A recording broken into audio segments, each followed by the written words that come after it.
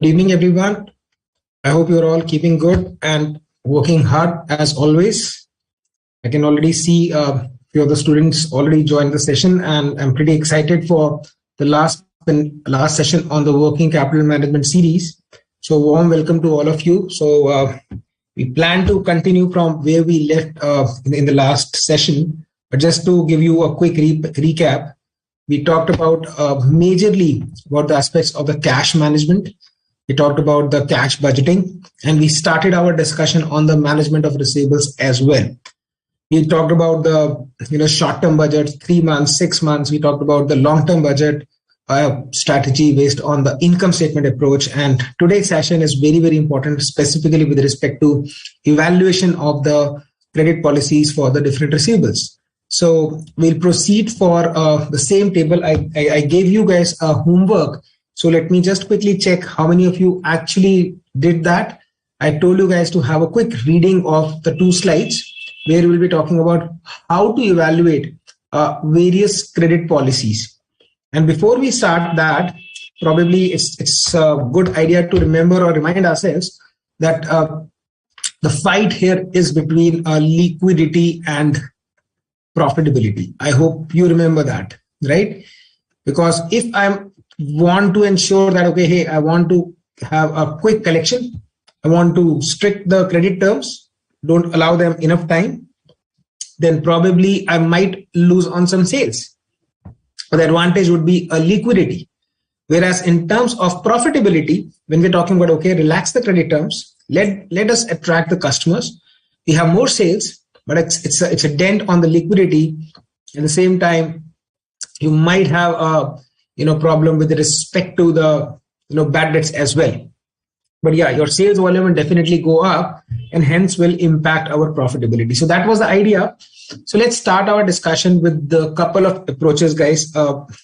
Right. So the first approach, as you guys can see, as I was explaining that day, that we are evaluating. Let's say my current policy is a 30 days and I'm comparing a proposal with 45, 60 and 75 days. So of course, for respective policy, you might have been given different alternatives. Let's say a different amount of turnover, different amount of variable cost, because you're probably in terms of fixed cost there could be an impact, because variable cost anyways you might be having a similar level of variable cost unless and until they have given you additional information. But anyhow, we'll be comparing whatever it is, right? So we'll be talking about the credit sales under all the policies. We'll be talking about the total cost other than the bad debts and the discount. That is something which will be anyways considering separately. And then of course the variable cost and the fixed cost and the bad debts considered separately, because the bad debts will differ amongst the different policies, and along with any kind of a cash discount, because that will also change. Now the most important point is, once we reach a stage of point number G here, where we're saying that, okay, expected profit after tax, that is where the understanding of gross approach is very important, because we are looking at in silos right now, right? We are looking at different policies parallelly, but we are also looking at individual numbers, and we need to now compare what is the opportunity cost in terms of investments. And if you remember that day, we were talking about when we started our discussion on the working capital, we talked about a couple of things that, yes, you might have a situation where, for receivables, you need to consider the cash cost. So when I'm looking at the opportunity cost of investments, now we need to understand, okay, hey, if we are allowing this much credit term to the receivables, if this much funds was invested somewhere else, how much I would have earned in terms of opportunity cost, right? So this is important. So we are calculating the opportunity cost of the investments in the receivables that are locked up into the calculation. So look at that, what we are doing at the first step. In the first step, we talk about the expected profit. And the second step, we are talking about the opportunity cost, that if money was not blocked in the receivables, what would be our return? Now, the net impact, ideally, you would anyways want to recover more than the opportunity cost. Am I correct, guys? So we are looking at a situation where my profit should be more than the opportunity cost. However, since we are comparing different policies, what would be my decision criteria? Let me see if you can respond to this one. Let's say we have expected profit for all the present policy and the three policies, and we get the operating opportunity cost, and we get the net benefit. So what will be my decision criteria, guys? Let's see who want to respond. What will be the decision criteria here? On what basis we are deciding the policy? Which of the policy is the best one, right? Pretty easy question though. Okay, Vasu says whichever the benefits are the greatest ones, right? I'm sure everyone agrees with that, guys. Whichever policy gives us the maximum benefit probably. So the greatest benefit would be the policy which we might need to select here. Yep. So now the few things which I think I have already told you, but let's kind of refigure out that. Of course, in terms of the fixed cost, your fixed cost, unless and until there is an additional investment required, may remain same. So it doesn't change amongst the policies. We know that. Now, the very important point is here, generally the question can be a little tricky that under the current condition, what if they give you a fixed cost per unit, guys? What if they will give you a fixed cost per unit? You need to understand this. Let's say my current policy at a current volume is, I'm just taking an example here. Let's say my current credit period is 30 days. And we're talking about, let's say, a sales of 20 lakhs. Let's say 20 lakh rupees, whatever. My point is, okay, I think I need to also give you a selling price as well. Let's say my selling price is 200. Now, they have given you a variable cost per unit, let's say. Let's say this is 100 per unit. Let's say the fixed cost per unit is 40 per unit. So I guess you might be able to easily work out, okay, hey, that my selling price is 200 with the sales of 20 lakhs, that my currently the units in terms of the sales are how much, guys? 10,000.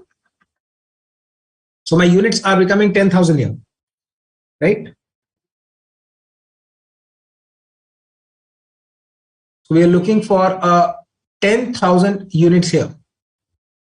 Now, what if I tell you that for 45 units, if I, for 45 days, if I change my credit policy to 45 days, I'm able to sell, let's say 40% more units for 14,000. So I'm just proposing a new change for you guys. Let's say I propose a 45 days as a credit policy, my units increase to 14,000 guys. This is the proposal here. Now my question is, what will be the fixed cost at a new credit policy? What would be the fixed cost under the new credit policy, guys? Let me see what are your responses. I'm checking the Q&A panel parallelly. I hope you understood my example. We are not going into details as of now. I will take that a separate example when we're looking at the cash cost of sales and opportunity cost as well. But right now my question is, what will be the fixed cost under the revised credit policy? I can't see any answers as of now. Let me refresh. Okay, guys, I want amount. I'm not getting, I don't want to have an answer like a higher, same, lower, something like that. No, I want an amount. Vasu says 10,000 into 40, 4 lakhs. Okay. What about others? Madhushri also says it's same. Saurabh also says it's same. So guys, everyone with me, that probably what we need to do is, we can't fall in the trap of the question. Although the fixed cost per unit is given, what we have to do is at the current level, we have to multiply the per unit into the volume. So we are getting 4 lakhs, right? So we're talking about 4 lakhs. So unless and until they give you some additional information that, okay, beyond that capacity, you have to incur this cost, we are not changing the fixed cost here. But of course, Okay, look at that. I got a couple of answers as 5,60,000 guys. 40 into 14,000. And that's what I'm explaining, guys. I hope everyone is clear. 5,60,000 can't be. Guys, fixed cost per unit will go down as the volume increases and the total fixed cost remains constant unless you have some additional information that, let's say, you have a capacity constraint. Very important point. Whereas the variable cost per unit remain constant, but the total variable cost will change. So let's say at 10,000, my variable cost was, let's say, 10 lakhs. But now at 14,000, it will be 14 lakhs, guys. Everyone with me on this, guys? I hope it is clear now. Yeah. I got Lakshmi, Pooja, Khushi. Everyone is absolutely correct. Great. So guys, also the point we need to consider, if you see at the bottom, we're talking about what is the opportunity cost. Now we're talking about cost of sales. If we would have not spent this amount here, but rather we had spent somewhere else.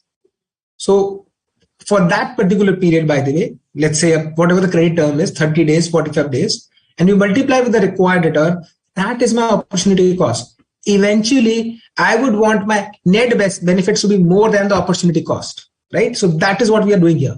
Okay, I hope everyone is clear, crystal clear on this. Let me move on to the other aspect, which I was touching base on that day, is the other approach, guys. Mind you, whether you follow a total or a gross approach, or you follow incremental approach, your answer, your decision, which policy is best, cannot be different. Both the approaches should be giving you the final answer, which should be the same, guys. The only thing is how we are presenting here. Now here, every number is presented on an incremental basis. As I said, differential will be the important point here. So that means, let's say these are my credit sales at the very top. Now, the next one itself talks about incremental credit sales. Incremental credit sales, guys. So that means whatever the amount which is more in the subsequent policy, because let's say my probably my number of days in terms of various policies are increasing.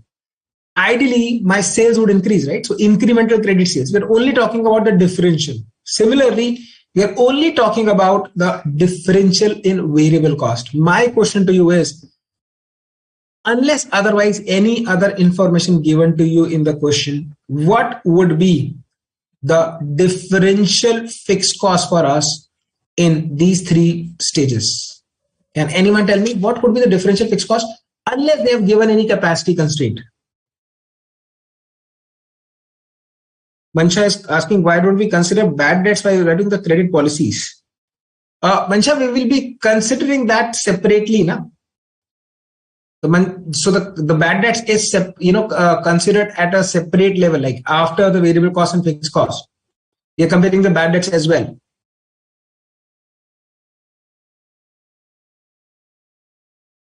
I hope this is what you were asking. We will be considering the bad debts. Okay, so I got answers from Vasu and Saurabh to the other question I'm asking.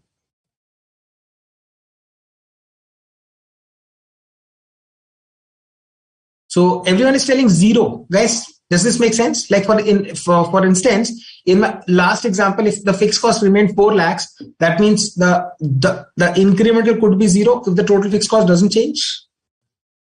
Could be zero incremental fixed cost, guys. Right, and the next line is, Vansha, what you are exactly saying right now is the incremental bad debt losses and any kind of incremental discount also. So basically, till this point, after tax, if you see one AG, this point which we're talking about, that is point number A here, is my incremental expected profit after tax. Now my question is, in the gross approach, what did we do, guys? What did we do? We talked about that, compared the expected profit with the opportunity cost. That's what we did, right? Expected profit after tax, and we compared the opportunity cost. That's again we'll be doing here also. But what you have to do is, again, since the profit is on the incremental basis, we'll calculate the opportunity cost also incremental basis. Let's say this. So we're talking about a cost of credit sales here. Collection period in days, of course, in that these will be different as per the policy, by the way, and generally these will be increasing, right? And then whatever the investment in receivable based on the the number of days, right?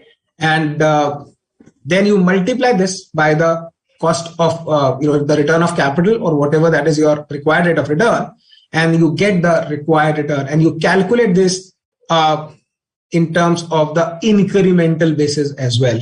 So D into E will be giving you a required return. But mind you, it's very important that once we are getting the investment in the receivable, we calculate the incremental receivable. So this is where this is actually coming out to be on incremental basis. That's point number D for us. Because what we are comparing is apple to apple, incremental profit to the incremental opportunity cost, nothing else. Now, some of you might think then probably why we are doing so many steps. Okay, this is just for an explanation basis. Let's say if you want to directly mention the the investment in receivable, and you can just straight away go for the incremental, that's okay. But a step-by-step approach will help you to not to make any mistake here, right? Okay, so and I hope this is clear, guys. So what is the difference between the two? Nothing. Basically, we're talking about gross approach. Now we are talking about a differential approach here. And as I said earlier also, that your fixed cost won't change. Fixed cost won't change unless and until they are giving you any kind of a capacity constraint as well. I hope this makes sense to everyone. Okay, guys, so let's now work on this illustration here. So trader whose current sales are in the region of 6 lakhs per annum and an average collection period of 30 days wants to pursue a more liberal policy to improve the sales.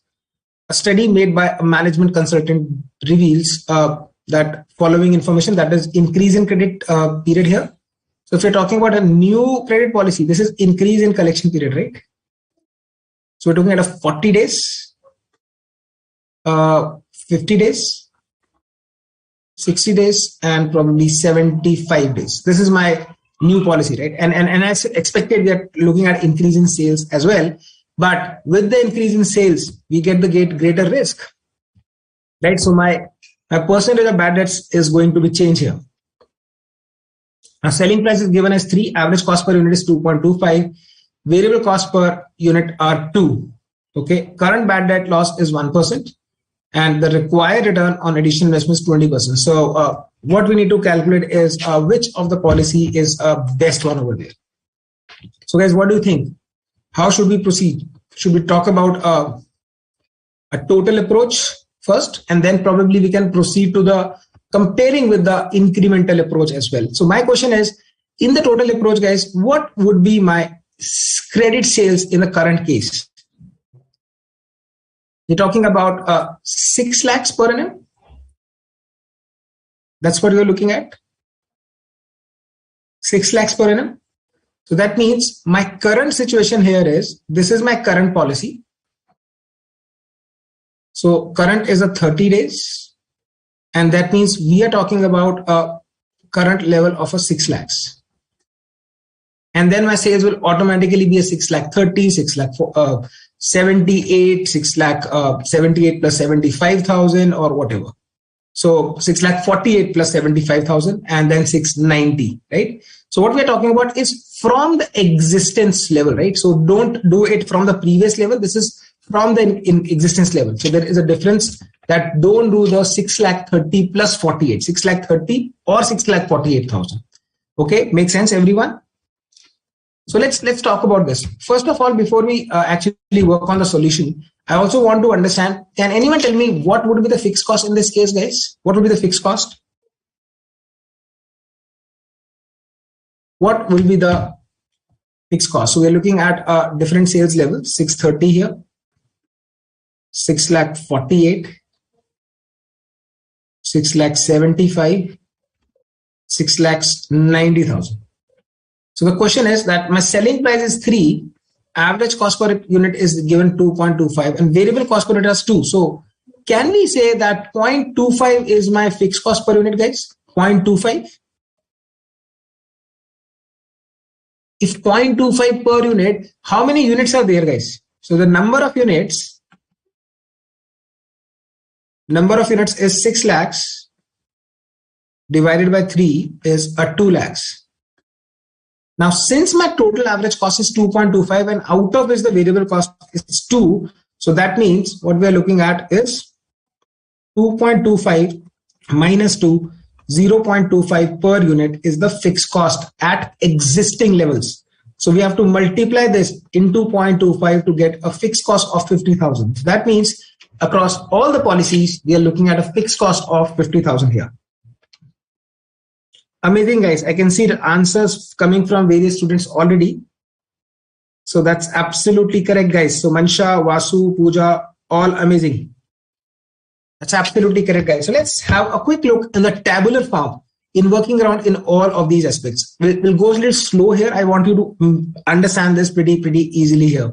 Now, this is my total or a gross approach. So what we said, this is my present policy, guys, 30 days, and we're increasing this to 40, 50, 60, or 75. Now, the credit sales here, which was given to us, is 6 lakhs earlier. And I said that, okay, 630, 640, and on all that will be my resulting credit sales. And the variable cost, mind you, variable costs are 2 per unit. So easily you could say that, okay, so my 3 is my selling price. That means my variable cost is 2 by 3. I hope everyone okay with that. Variable cost will change, of course. Variable cost per unit will remain constant, but okay, the alternatively, what you could do is probably you could also mention the number of units. That's okay. You could mention number of units at the top, right? So, 2 by 3. So my variable cost is 4 lakhs, 420, 432, 450, and 460, guys. Can anyone just let me know if any doubts on this one till this point? And I think fixed cost we have anyways calculated. Yeah, Vasu, Pooja, Narayanan, all the answers with respect to the fixed cost were okay. But I hope everyone till this point is absolutely okay, where we have reduced or rather calculated my total cost. That's your variable cost plus fixed cost here. So my total cost is coming out to be 450, 470, and so on. So obviously, whatever the incremental cost is there, we are talking about in terms of the reason is only the variable cost. Fixed cost remains same. We will be using this table very shortly in the incremental approach, and you will see that we'll be only focusing on the incremental numbers, guys. I hope this makes sense. Now, what I'm concerned about is what is the bad debts, guys. Now, currently the bad debts were only 1%, guys. Now the sales are increasing, bad debts percentage is also increasing. Now look at that. If my bad debt percentage was 1%, even with the increase in sales, my bad debt would have increased, guys. Now, basically, bad debts is having a kind of a multifolded impact here. Because A, your sales are increasing and your bad debts are increasing. Now the point is, we are talking about the bad debts on the overall sales, not only on the additional sales, right? So if you see 6 lakhs, so what were my bad debt percentage, guys? So a bad debt percentage was 1% here. So let's quickly note down there 1.5, 2, 3, 4. So we're looking at a 1.5, 2%, 3%, and 4% here. So my bad debts are significantly increasing, jumping like anything, right? Because my sales are also increasing, my bad debt percentage is also increasing. So 6 lakhs into 1%, 6,000. 1.5% into 6 lakh 30,000, that becomes 9450. And look at that. Suddenly, with a slight change, what has happened here, guys? From 2 to 3%, my bad debts moved from a 12,960 to a 20,250, because what we are doing is 6,75,000 into 3%. I hope everyone is aware how we are calculating the bad debt here with the revised turnover with the revised percentage. Okay, question from Meman. Meman says, why 2 by 3? Meman has a question, why 2 by 3? Meman, what is my selling price here? 3 per unit. Variable cost is given 2 per unit. So can we say that means variable cost is 2 by 3 of sales?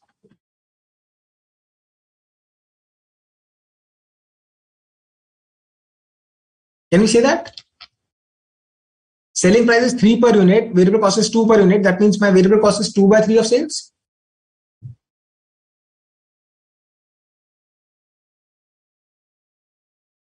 I hope this is good. Okay, so I think everyone comfortable till the expected profit, guys. So using sales minus cost minus bad debts.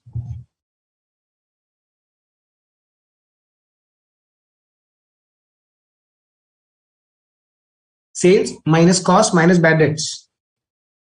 Okay, great. So so that is at this point of time, what is happening here, guys?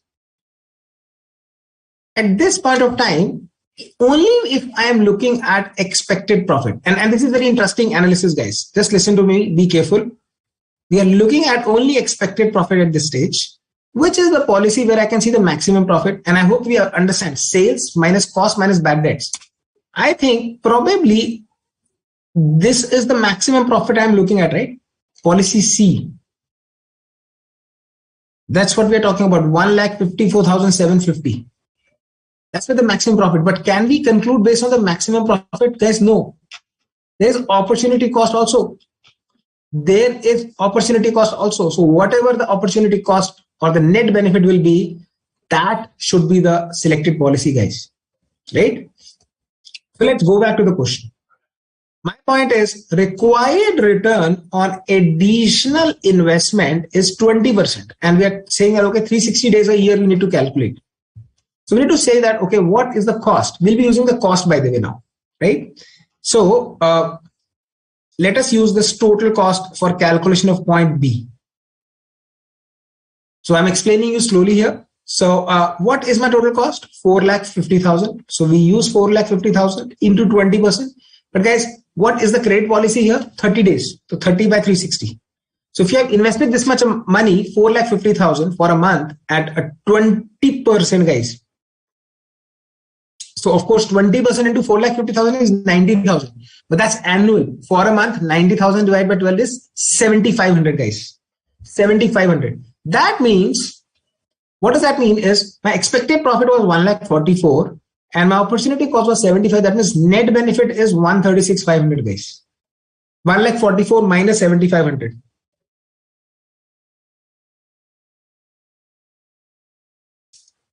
Okay, couple of questions. Let me answer them.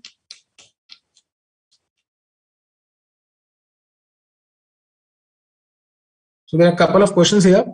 Couple of students are asking me the bad debts. Okay, so Rizwana and Madhushri, are you clear on the bad debts percentage, by the way? If you see, go back to the question, my current bad debt given in the question is 1%. That's a current bad debts. And the anticipated bad debt for the next 4 proposed policies are also given. So what we are doing is we are multiplying this with all the sales levels, guys. 1%, 6 lakhs, 1.5% into 6,30,000, 2% into this, 3% into this, and 4% into this. So we are multiplying this at the top, sales into the bad debt percentage, guys. That's what we are doing for calculating the bad debts. I hope this is clear.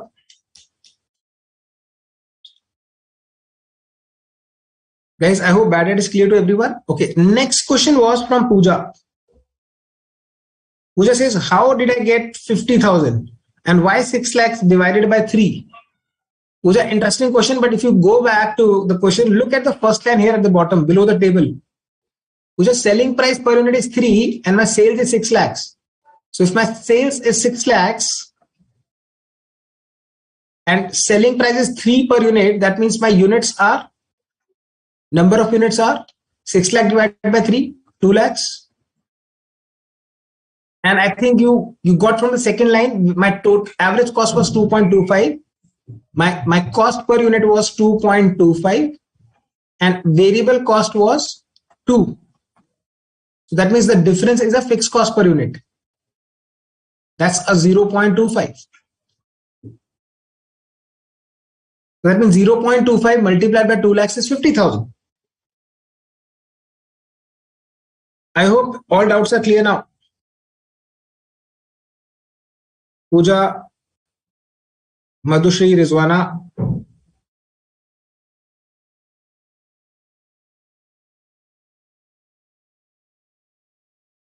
Rupesh, with which aspect you are asking that? Fixed assets from the balance sheet?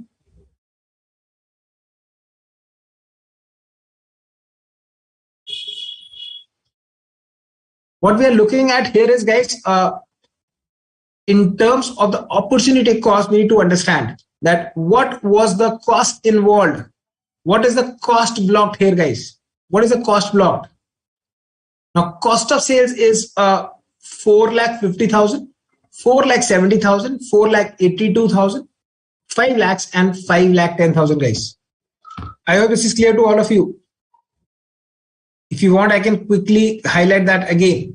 My total cost right on the center of the slide, guys, 4,50,000, 4,70,000, 4,80,000, 5 lakhs, and 510. This is the amount that is blocked in the receivables, guys. That means if I were not to do this credit sales, what was the impact? If I was not going to facilitate this credit sales, do you agree? Instead of this credit sales, I would have invested somewhere. And that investment rate was 20%, guys. That's what we are doing here, right? So let's say 4,70,000 for 20% would have given me, let's say 94,000 probably, but that is only for 40 days. So we have to multiply that by 40 by 360. So we get 10,444. I want a confirmation from each one of you that are you comfortable on the opportunity cost, guys? How we are calculating the opportunity cost? Can you please confirm? I want a confirmation on these amounts: 7,500, 10,444, 13,389, 16,670, and 21,250. We are just using the total cost. We are multiplying that by 20% for the period which relates to the credit policy. Let's say for option A, it's 40 days. Option B, it's 50 days. So we are using these numbers here on the top: 40 days, 50 days, 60 days, and 75 days. Mansha has a very interesting question. Mansha, I absolutely like and admire the questions you ask. But if it's a new company, don't you think that there would be a trend in the industry? The other market players? I'm sure you would do some market research. What's happening? So your FP&A team will do that, right? Okay. But that was an amazing question. Khushi says, please explain opportunity cost. Khushi, the one I have highlighted in the center in yellow, the total cost. Are you clear on that? That is the total cost which is stuck in my receivables. That's the total cost which is stuck in my credit sales.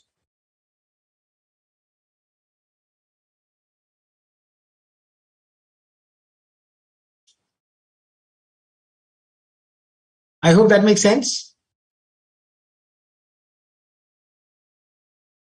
Now, if this is the case, if these are the amounts which are stuck in my credit sales, what we can do is, instead of utilizing the proportionate period interest, so what we are calculating here is the opportunity cost of investments in receivables for the particular period, guys. That is collection period. So in this case, we are looking at a 360 days. I guess that was given in the question, if I'm not wrong. Yeah. So instead of a 365, we are doing a 360 days in this case. So we are using a 360, not 365. So, but what we need to understand here is that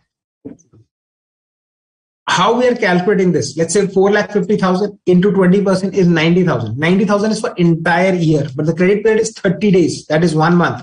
So 90,000 divided by 12, 7,500. Great, guys. I think now I got confirmation from everyone that this is clear. Thanks, Khushi. Okay, so guys, now what do we have? We get the expected profit. 1,44,000, 1,50,000, 1,53,000, 1,54,000, 1,52,000. till that stage, the proposal C was looking very handsome, right? 1,54,750. But once we adjust the opportunity cost, let's see if what in excess of opportunity cost I'm earning. I'm earning a 1,36,500, 1,40,000, 1,39,000, 138. Look at this. Because of the opportunity cost, that is no longer a feasible option. Out of the bottom number, it's the first policy, guys. Policy A, which is giving us a 1,40,106. This is what we are getting here. So guys, everyone okay with the total approach or the gross approach? So what we are going ahead with is a policy A here. This is the policy which is giving me the maximum net benefit.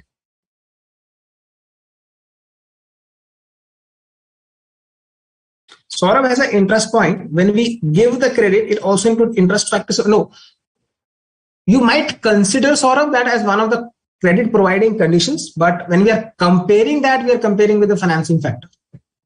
Okay. Great, guys. Let's quickly look at the same solution with the help of an incremental approach. Let's quickly do that. So I think everyone with me that we are selecting policy A here. But if you look at the incremental approach, look at that, guys. My current sales was 6 lakhs. What has happened to my current sales?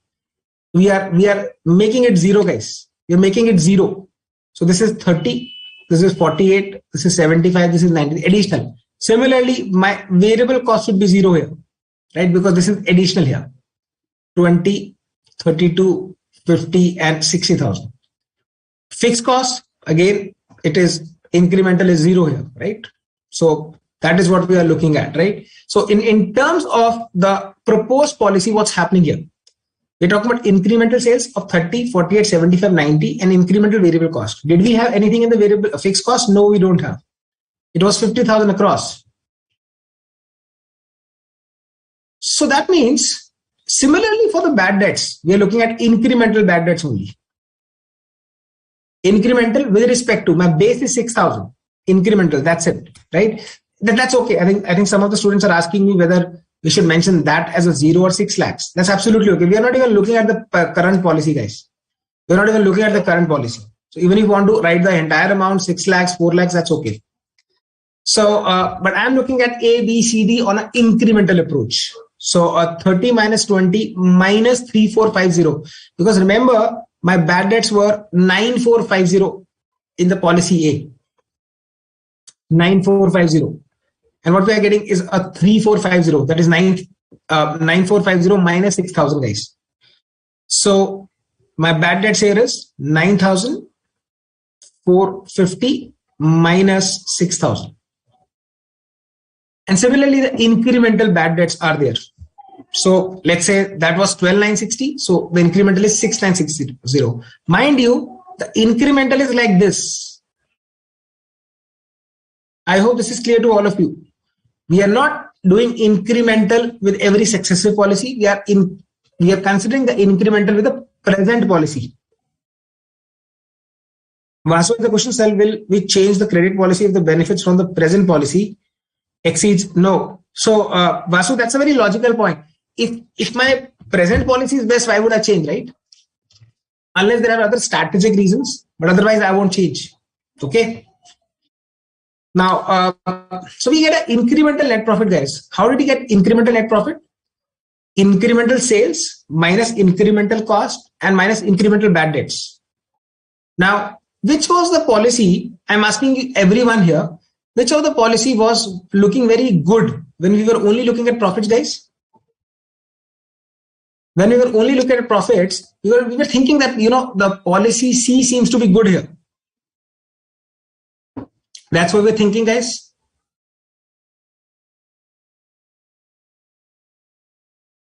Which policy was looking good? I think policy C, right? 1,54,750. That was looking good till only the profits. We did not select policy C, but that was looking as a good one. So let me do a quick working here.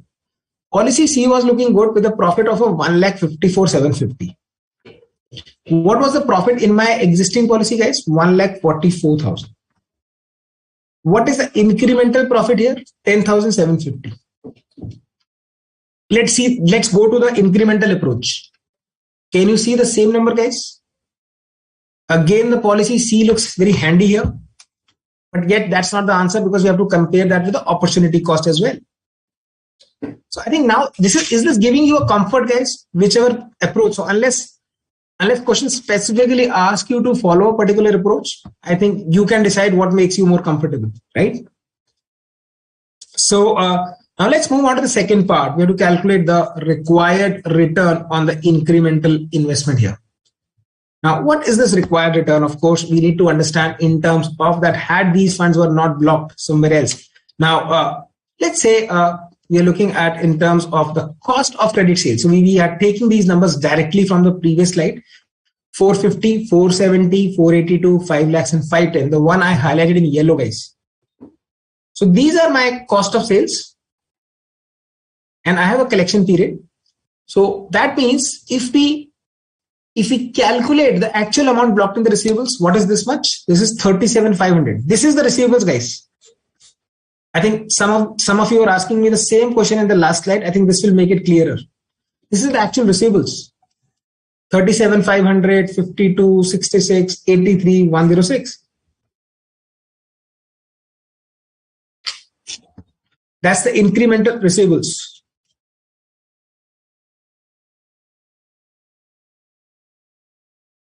That is what will be helpful for incremental receivables. Guys, everyone with me at this point? So my cost of credit sales multiplied by the collection period is the fund blocked in the receivables. Now, if that's the case, what is the incremental receivables? Again, 52 minus 37,500, 66 minus 37, 83 minus 37. So this is incremental investment, guys. And we know there is a 20% return on each of them. So as we multiply 20%, we get the required return here. Required return is calculated by multiplying the required return into the incremental receivables here. Incremental. And that's why we are getting a required return on incremental investments. Required return on the incremental investments. And now we compare the required return. So what we are doing here is, let's quickly do this.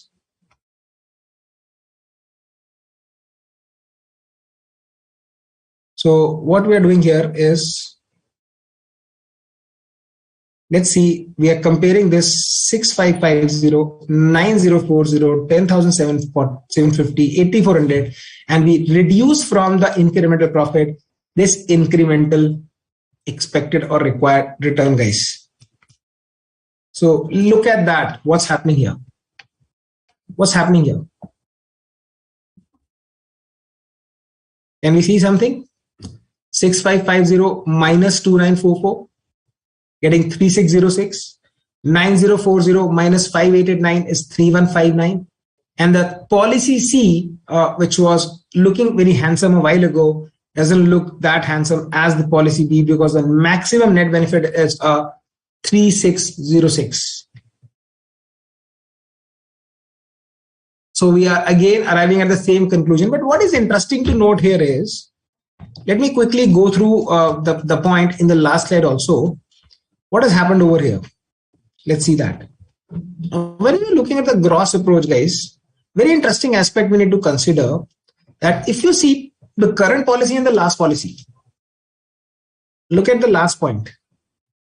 136, your profit actually went down, isn't it?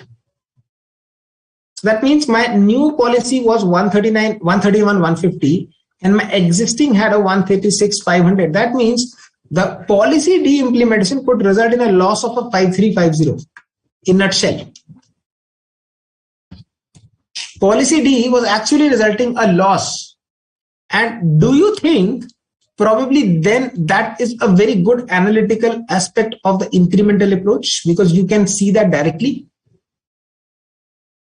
Although we select policy A, but I'm just kind of correlating the two methods so that you guys are making it clear. Guys, any questions in the incremental approach, please let me know.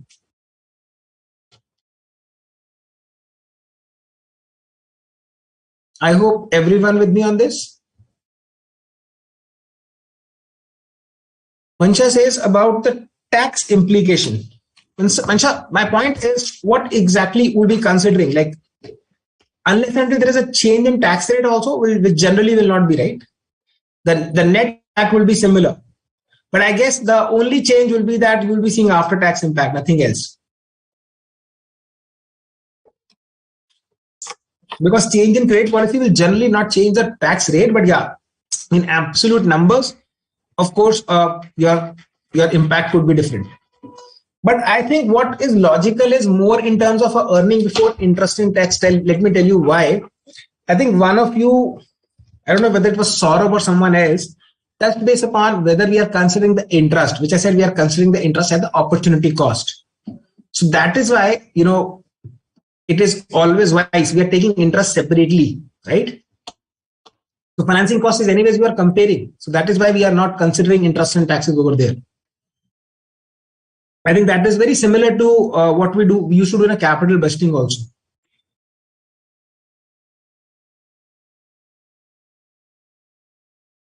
Mansha, I hope that makes sense. Everyone else, guys? Any thoughts till this point?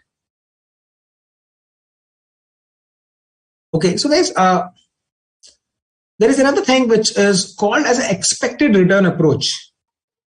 Expected return approach. So which is nothing but incremental profit.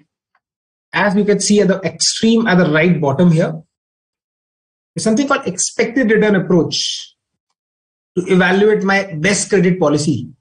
Incremental profit upon the incremental receivable here. So once we compare that incremental profit upon incremental receivables, so and that is nothing but my 6550 upon 14,000 and so on. So we are getting a maximum return here. So expected return approach is a maximum return here. That is against coming under the policy number A. So I think that means absolute number was actually misleading, where the policy C was looking favorable, right? So the absolute number was misleading. Otherwise, it is always policy A in this case. Okay, great guys. So that was it. Now let's move on to the second aspect of the receivables. Very important and very interesting.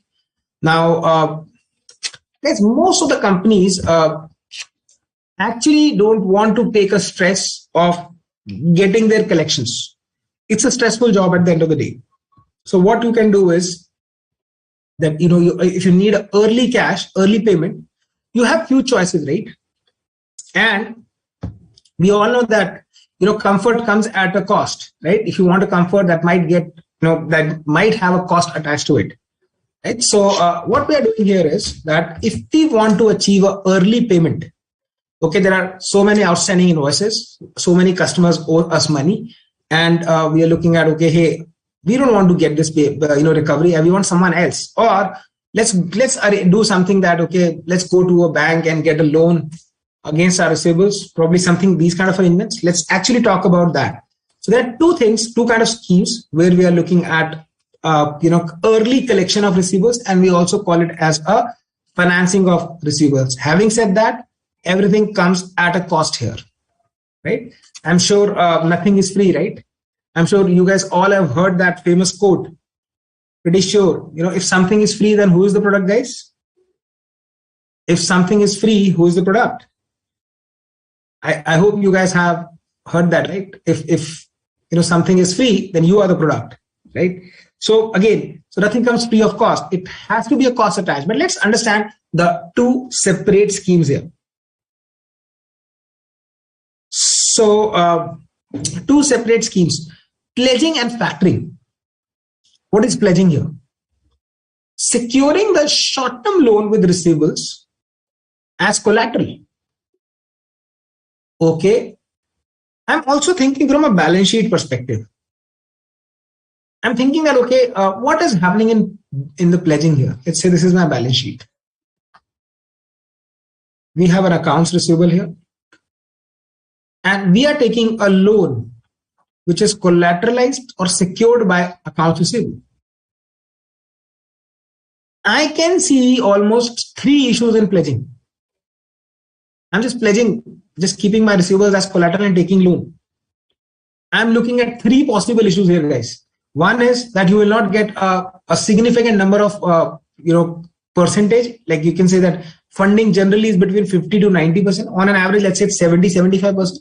So you're not getting the entire collection as a loan. Secondly, it comes as a high cost of financing. Generally, the interest rate is high. Is there any third issue, guys, here? I think two issues I've already highlighted here. That the funding is relatively of a lower percentage. Second is the high cost of financing. But I can see there is a third issue here. Can anyone spot that, please? Let's see if you can spot the third issue.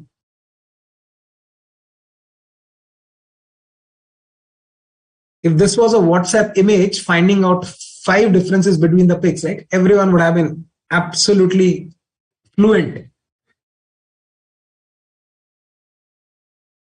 What is the third issue?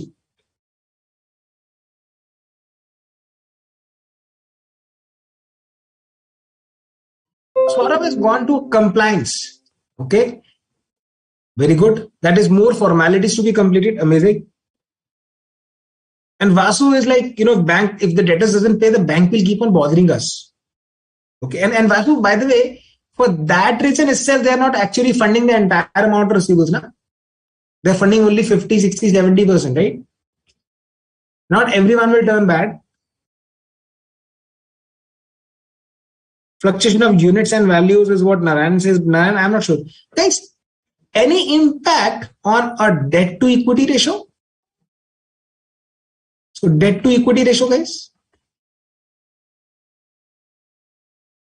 So debt to equity ratio deteriorates here. Let's say this could, don't you think it's making your balance sheet a little unhealthy? Probably you are not too much of a favorable client for a further financing if you require more loans. Your debt to equity ratio can go for a toss, guys. Guys, make sense, everyone? I think that would be most vulnerable amongst whatever options we are discussing here. Right? Because you are adding more debt. You have receivables, on the other hand, you have a debt, you are just increasing the debt, that's it. Right? Now, let's move on to the other side of the option where we can get some early collections without going for a debt, without making our balance sheet unhealthy, guys. Now, that's called a factoring, guys. That's called a factoring.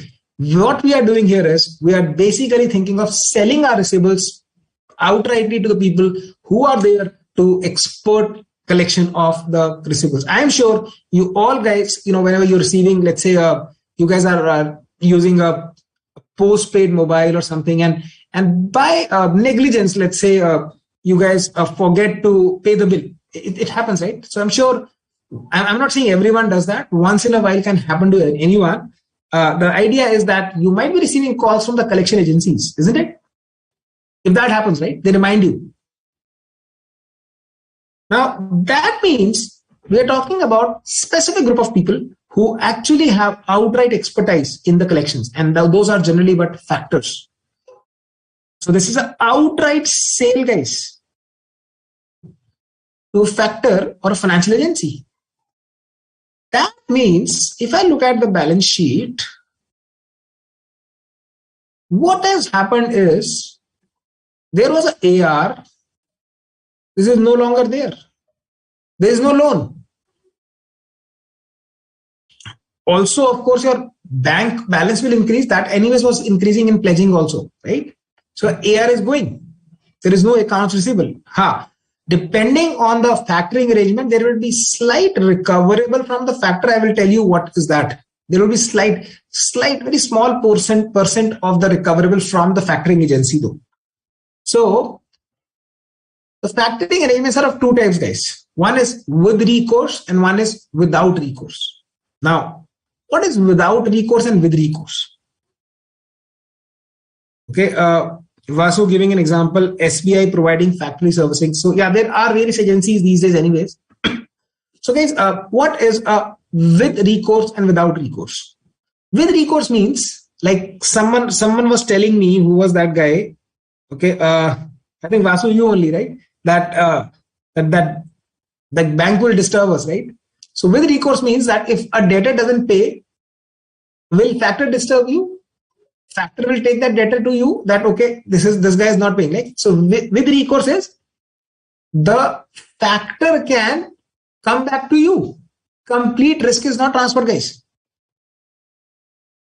Risk of bad debt is still with you. But what happens is, it doesn't happen that if someone doesn't pay, the factor will charge you. No, you generally require, practically I'm telling you, factor generally ask you that, okay, these are the debtors, they are not paying us, please keep these debtors back with you, give us some other receivables. So the recourse option, the factors generally get the receivables who are not paying replaced with a better or a new receivables.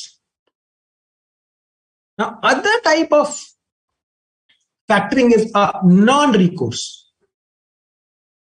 Guys, factor bears the entire risk of loss. Factor bears the entire risk of loss. Whether you pay or whether basically they pay or not, it's yours. Now, my point is that, of course, the factor will charge some commission, some interest for this, guys. Two things are being charged here. I would say commission for their services, interest, probably early financing of the money, right? So commission and interest. But my point is, the commission and interest might vary basis the risk. You guys need to tell me which case the factor will charge higher commission and interest. Will it be with recourse or without recourse, guys? With recourse or without? Can you tell me?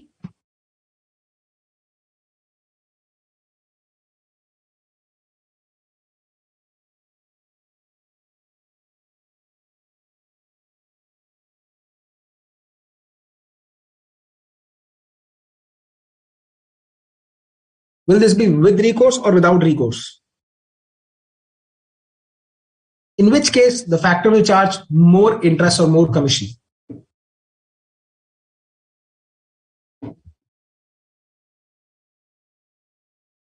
I think people are telling me without recourse. I think that's logical also, right? That's logical also. Because they're taking more risk, right? More risk, more return. So without recourse is absolutely correct, guys. So if they're bearing more risk, then of course they will charge more commission or more interest. Now, also, they generally, now whether with or without recourse, they can also withhold some amount. They can withhold some amount for adjustments. Now, what are these adjustments for?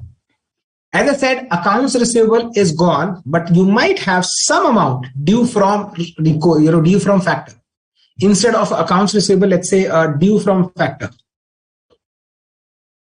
Let's say 5%, whatever. I'm taking an example here.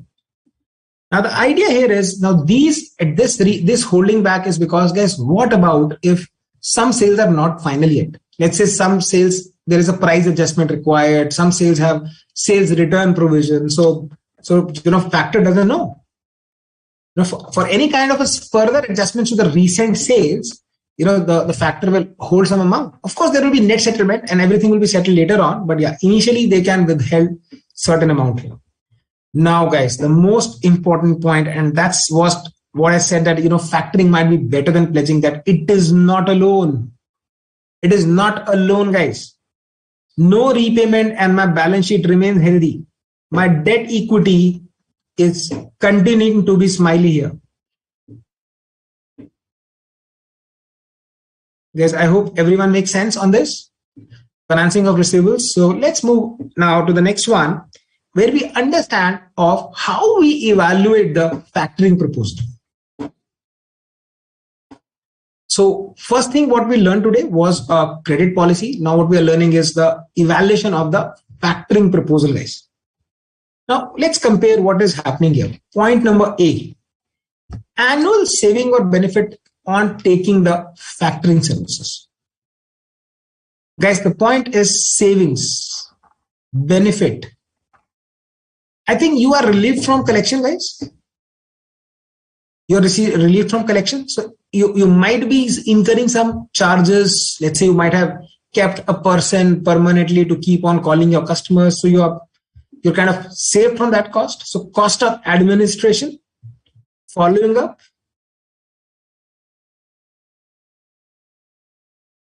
So this cost will be saved. Guys, what about bad debts? Of course, there could be, like, I don't say that there are no bad debts after they go to the factor. That's a different ball game. But yeah, of course, there will not be same amount of bad debts. So bad debts avoided. That is definitely one of the benefits. Now, the most important point.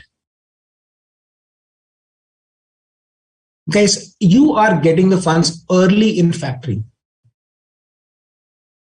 That means probably there is a little bit of an interest saved. You might be paying some interest to the factor. That's a different thing. But on the other hand, when you are receiving the funds early, you can deposit that funds somewhere to get some interest on the same.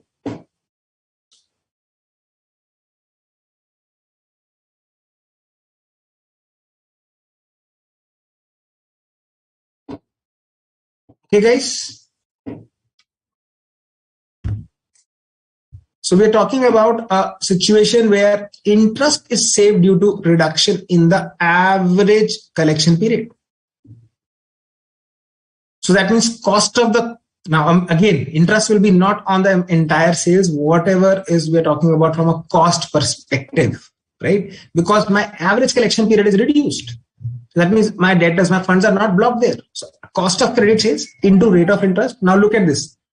Present collection period minus new collection period. That is a reduction, right? So let's say your present collection period is 30 days and your factor is paying you in 10 days, guys. So that means 20 days you saved, guys. So 20 days. So that's the interest saved. Mind you, this was the something which we were talking about at the opportunity cost. We were taking for the entire 30 days. Now we are saying that opportunity cost saved or interest saved because you are getting that collection early, guys. So these are the three benefits, isn't it? So cost of administration, bad debts, and interest saving. Now let's look at, as I said, nothing comes for free, guys. Nothing point, guys. Amount on which the interest will be charged on the factor. That is a very important. Although we'll understand with the help of a practical also. But just be with me for a few minutes. So what we're looking here is that it is very logical. Interest is a financing cost, right? So interest will be charged on the amount which the factor is giving you. But what is the amount factor is giving you? Let's say you have 100 rupees. 100 rupees of debtors. Now factor is charging, let's say, a 5% commission, right? So 5 is reduced. Let's say they say that, okay, 10% amount they withhold because of the final adjustment, like a factoring reserve. So that is minus 10. So that means debtor is, so factor is actually giving you 85, guys. So that means will the factor levy the interest on 100, 95 or 85, guys? 85, right? So what we are multiplying here is amount available for finance or advance, which is calculated by credit sales minus factoring commission minus factoring reserve. That multiplied by your collection days upon 360 or 365 into rate of interest. So that's the cost, guys. So factoring commission and interest. My question here is to you guys, is the amount withheld by a factor? So what is the net annual benefit? Again, we know the one way to look at is A versus B. One way to look at is A versus B. You have a total saving and you have an annual cost. So you probably can convert or compare the annual savings and annual cost, A versus B. That's it. So what we are doing here is that we are comparing here, right? We are comparing here is, let's say, my rate of effective cost of borrowing or factoring to the firm. What is that? So what we are doing is, in this case, point number C, whatever is my net annual cost, right? Net annual cost of factoring upon amount available for advance. Guys, what is the net annual cost, by the way? We are comparing the benefit and the cost, right? So what we are doing is we are comparing the net annual, in this case, the word is net annual cost here. Net annual cost, not the annual cost, net annual cost. So let's say if you are incurring more than what you are saving, you don't want to incur beyond a point, right? So let us calculate this first. Net annual cost of factoring upon amount available for advance. That's what we are talking about as a net annual benefit or cost. It could be benefit more than the cost. It could be cost more than the benefit. That's okay. But the point is, we need to compare what is my effective cost in terms of factoring. That should be compared with my existing cost of borrowing. Why is that so? Why do I compare the cost of factoring with the existing cost of borrowing? Because if my cost of borrowing is less, why I am going for factoring arrangement? Probably, okay, balance sheet is unhealthy or healthy, that's a different side of things. But the factoring services, ideally you should also be looking for a situation where my cost of factoring is less than the existing cost of factoring. So just refer to this decision box here. Very important, guys. Factoring services avail where the effective cost of borrowing is less than, effective cost of factoring is less than the effective cost of borrowing here. So now let's try to understand this entire stuff here with the help of a question over here. Let's talk about this. Okay, let's everyone talk about this one. Heaven's company has a credit sales of 240 lakhs. Its average collection period is 30 days here. The financial controller estimates bad debt losses are around 1.5% of credit sales. The firm spends 1,40,000 annually on debtors administration, and the cost comprises of telephonic and fax bills along with the salary and the staff members. Now, these are kind of avoidable costs, and a factoring firm has offered to buy the firm's receivables.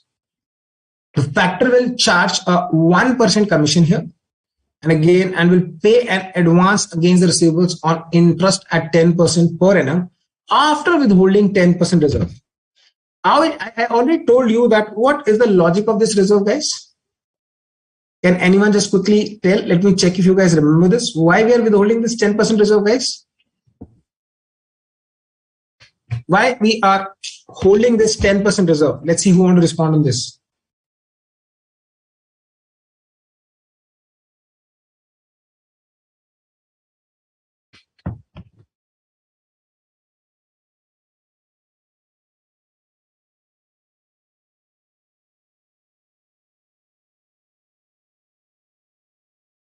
Let's see what are the response here.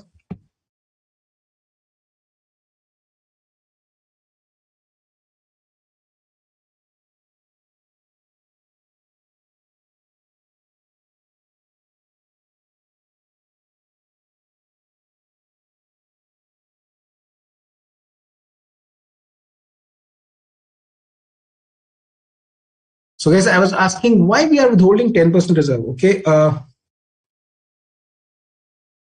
Saurabh says bad debts. Narayan says as security deposit. Guys, I told you that probably, yeah, I would agree like more or less with Narayan that kind of it's more with respect to the security. I would not say that surely as a bad debt, but yeah, what about any kind of an adjustments made to the sales, right?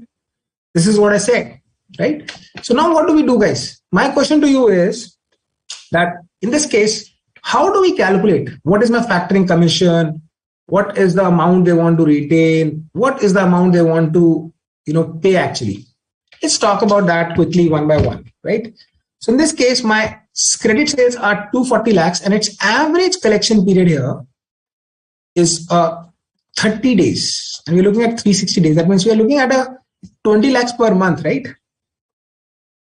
Or probably I can say that my credit debtors balance will be 20 lakhs. Am I correct, guys? 30 days is my average collection period. Can we say that probably if that is the case, 20 lakhs would be my monthly receivables? Everyone with me on this? So 240 into 30 by 360. So we're looking at 20 lakhs as a monthly receivables, right? And then they're talking about bad debts, losses around 1.5. That okay, we'll compare it later on. And they're spending something on the debtors administration. But what is else they are charging, I guess? 1% commission, right? So what is 1% commission? 1% commission here on 20 lakhs. That's a 20,000 guys. So that means I'm getting a 20,000 as a commission and 10%, which is a 2 lakhs as a reserve. That means what I'm getting is a 17 lakh 80,000 available here. 17 lakh 80,000 available for factor to give to us.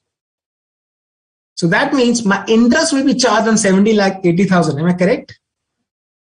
Interest, which is 10% per annum. Of course, that will be calculated for 1 month, right? So my interest will also be reduced from 17 lakh 80,000 guys. So let's see quickly what is the amount here. So yeah, so average monthly receivable is 20 lakhs. Factors commission, that is nothing but 20,000 here. Factors redemption is 2 lakhs as we calculated. So what we are calculating is interest on 17 lakh 80,000. So we're getting a 14,833 as an interest, and net funding by the factor is coming to be a 17 lakh 65,167. But the point is, are we required to calculate net funding only or something else? The question was, should we accept the proposal or not? Should we accept the proposal or not? Now, what is the cost of factoring? Can you tell me what is the cost of factoring, guys?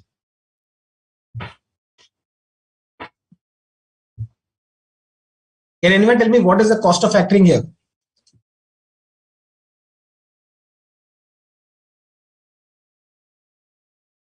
We are comparing the cost of factoring with the annual savings we have.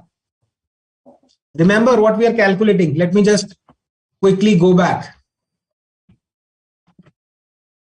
So in the last slide, we discussed that we're talking about annual cost of factoring versus annual savings, guys. So my question is, what is the annual cost of factoring? I think annual cost of factoring would be your commission, I guess, interest. Can we say that? So my annual cost comes out to be 20,000 into 12. That's 2,40,000 plus 1,78,000. That's the interest for us. So that means 4,18,000 is my annual cost, guys. 4,18,000 is my annual cost. And what is that I'm saving here? Am I saving more than 4,18,000 or less? Am I saving more than 4,18,000 or less, guys? So my bad debt is how much? 240 lakhs into 1.5%. So there is a bad debt here is of a how much? Are we saying 1.5% is credit sales? So what would be my bad debts here? 3,60,000? 3,60,000 is our bad debts. And what you are spending for administration, guys, that means my total amount which is being saved or rather is 5 lakhs. And my savings is clearly more than the cost I'm incurring, guys. So hence, I'm getting a positive number here. Definitely, I can accept this, right? I can definitely accept this. Any thoughts here? I hope everyone with me on this. So my annual savings was 5 lakhs and annual factoring cost as we calculated was 4,18,000. That means net savings here. We are talking about of a net savings in this case, guys, right? Okay, so moving on quickly. Okay, I would like to talk about a concept here, which is nothing but called a forfeiting. So I think something which has to do with more or less facilitating the international trade.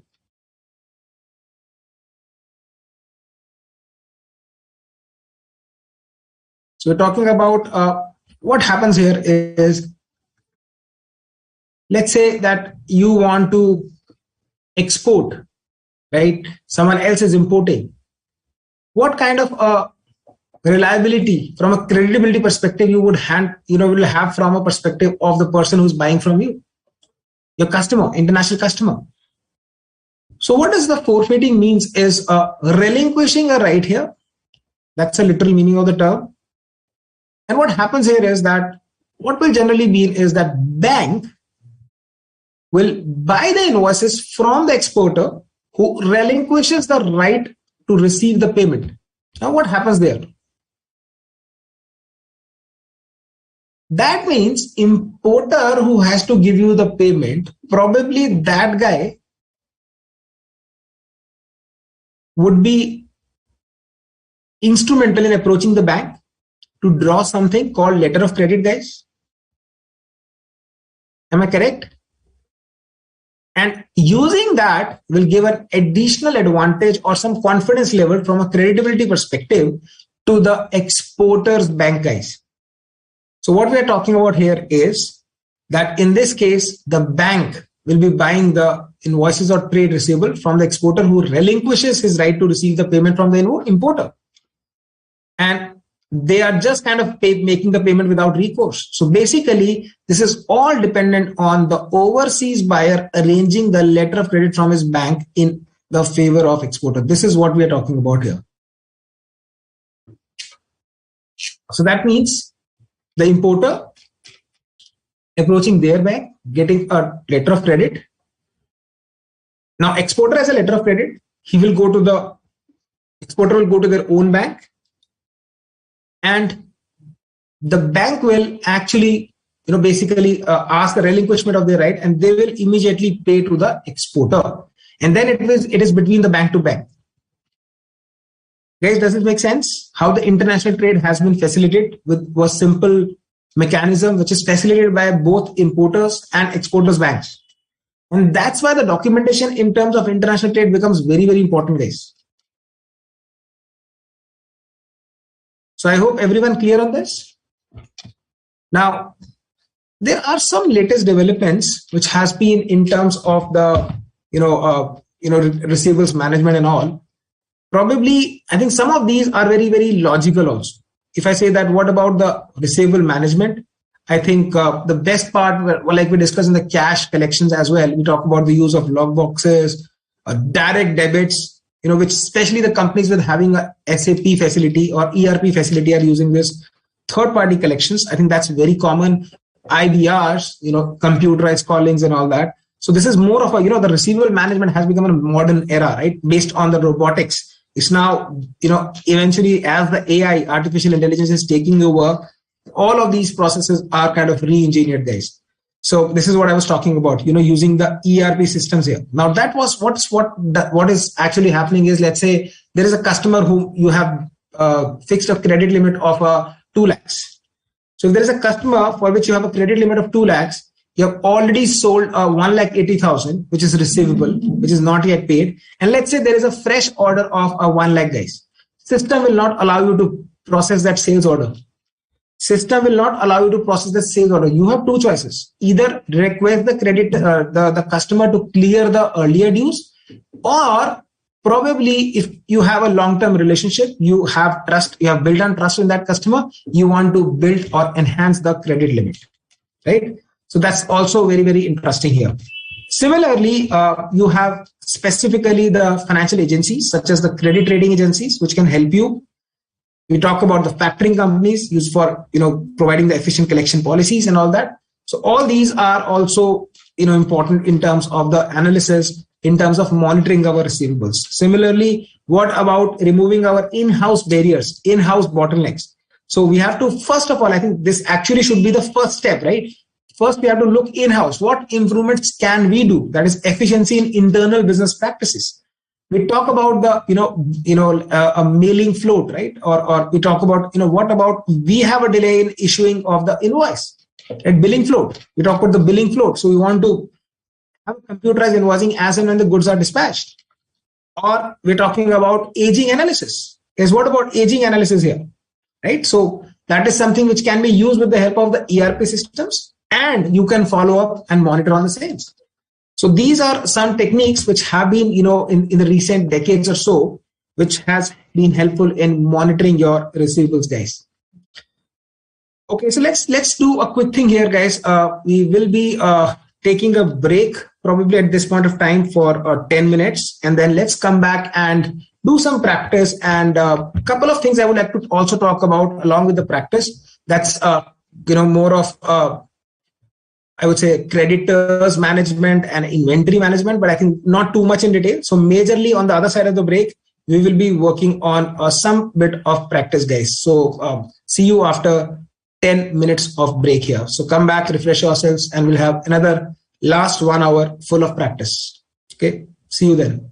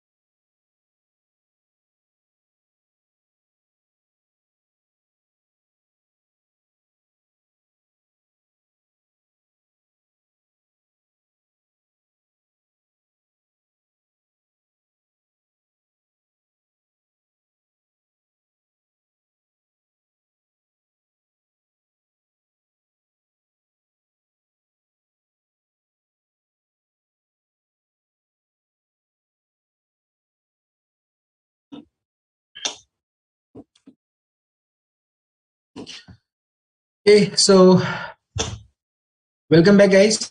I hope all of you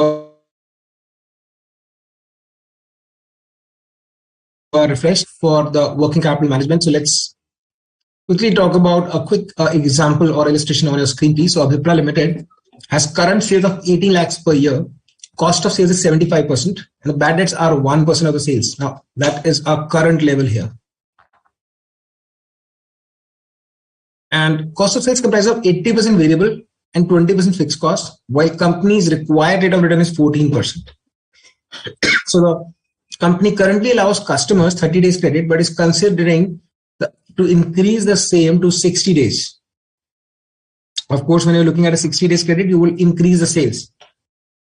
So sales will increase by 15%. So what we're looking at is probably 18 lakhs into 1.15. So 20 lakh 70,000 is my new sales. That's okay. While bad debts will increase from 1 to 4%. That's not so good. It is not expected that policy will change. The policy change will result in any increase in fixed cost, and creditors and stocks remain unchanged, guys. Should the company introduce the proposed policy, we need to just quickly compare. So guys, my question here is that we are looking for a scenario that what will be going, in terms of the proposed investment, and what is the impact on the benefit out of it. So let's compare that as well, right? So now in this case, what we need to understand is that yes, there is a proportion given to us, that is cost of sales comprising of 80% variable and 20% fixed cost. But at the same time, we are saying that, okay, the cost of sales is 75%. Right? So if my sales is 100 and cost of sales is 75%, that means cost of sales is 75%, out of this 80%, that is 60, is variable and 15 is fixed. Right, guys, I hope this is okay with everyone. Okay, I also saw a question from Sushil. Sushil, sorry, I did not reply that earlier. Relinquish means to give away, to give up your right. Okay. So guys, I hope this is okay to everyone, 60 and 15. So that means my variable cost are 60% here, and my fixed costs are rather 15%. So how do we approach this question, guys? Logically speaking, how do we approach this question? What do you think? As we generally do, we compare the the benefit and the benefits with respect to the cost, right? Am I correct, guys? So let us say that if we are looking at a 20 lakh 70,000 as my current sales, what will be my investment in debtors? Okay, what is my investment in debtors? So we're talking about total cost of sales. But don't you think, with respect to the same, we should somehow identify what is my fixed cost? My fixed cost remains fixed, right? So my fixed cost is 18 lakhs multiplied by 15%. That's very important, guys. So that is, how much is it? 2,70,000. 2,70,000 is my fixed cost, guys. And my variable cost, because fixed cost doesn't change, right? We discussed that. So what is my variable cost here? 20,70,000 into 60%. So who will tell me 20,70,000 into 60%? What's the cost here, guys? 12,42,000. That's the variable cost, guys.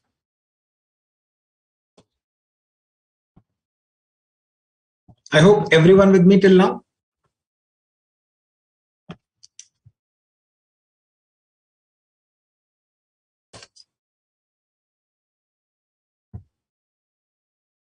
And I just want to ensure that everyone is absolutely perfect with respect to the calculation of fixed cost. We have discussed that again and again, right? That's my total cost, guys. So my total cost is 25 lakhs 12,000. 25 lakhs 12,000. That's my total cost of sales. But this policy says 60 days credit. So what is my AR balance or amount in AR? 25 lakh 12,000 into 60 upon 360.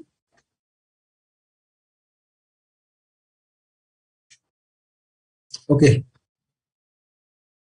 I think a quick correction here. It's 15 lakh 12,000, I guess someone said, right? You're looking at a 15 lakh 12,000, not 25 lakhs. Guys, can anyone tell me a difference or the balance of AR, please? It seems to be a 2 lakh 52,000, right? 2 lakh 52,000. That's a AR balance. So now we know that, okay, there is a 2 lakh 52,000, but do we have something similar in the current scheme, guys? Do we have similar in the current scheme? What is happening in the current scheme? This is a new, new policy, proposed policy. My accounts receivable are 2 lakh 52,000. So the current policy, the current AR, what is that? In the current AR, I guess we have a pretty simple 75% of the sales. So 18 lakhs into 75%. We're talking about a 13 lakh 50,000 into 60 by 360. That's my current receivables. Or are we missing on something here? Can anyone double check? Provide the calculation here. It cannot be 60 by 360, guys. My current policy is 30 days. Don't forget, the change has been from a 30 to 60. Current policy is 30 days, new policy is 60 days, as we did earlier. So we are looking at 1,12,500. That means additional investment. So if I talk about incremental approach, increase in investment is how much? We are looking at a 1,39,500, guys. 1,39,500 is my incremental amount.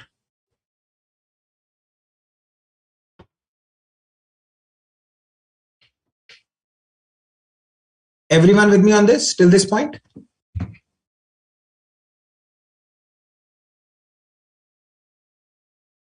That means now, if this is blocked, what is my opportunity cost, guys? What is my opportunity cost? Is it 14%, guys? Am I correct? We're talking about 14% here. So 139,500 into 14%. We are looking at 19,530. If we change the scheme, is this the only loss we are getting, guys? 19,530 or something else also? I think there is something else also. And that is nothing but your bad debts, guys. My bad debts is coming from 1% to 4% here. So my bad debts, what we are looking at our bad debts here. So 4% of 20,70,000 is 8,200, and probably my current was how much? What is the current bad debts, guys? 18,000, guys, if I'm not wrong. 1% of 18 lakhs, 18,000. So that means my bad debts is 64,800. That means increase in bad debts. I'm getting 64,800 here. Hence, my total cost here is 19,530 plus 64,800. So if you are going for this, my total cost is, including the opportunity cost and the bad debts, is 84,330. So what we are doing is we need to calculate, are we getting that much benefit in terms of profitability? Yes or no? Can you tell me, are we getting that much amount as profitability? Yes or no? Mind you, my sales have increased. So that means I might have earned something as well in terms of profitability.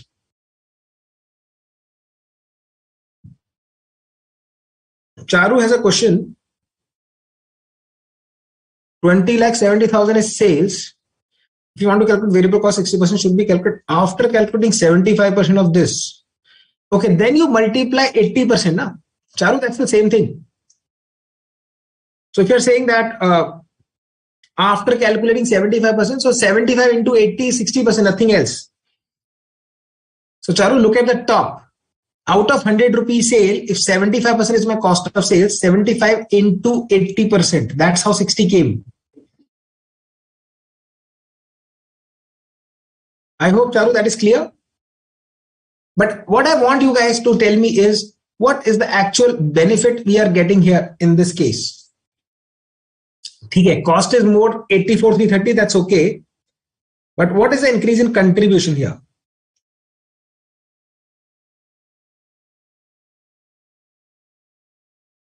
Saurabh is coming out with a number. Saurabh, we're talking about increase in contribution, right? We're talking about increase in contribution. I think fixed cost was same, hai na? So what's the increase in contribution here?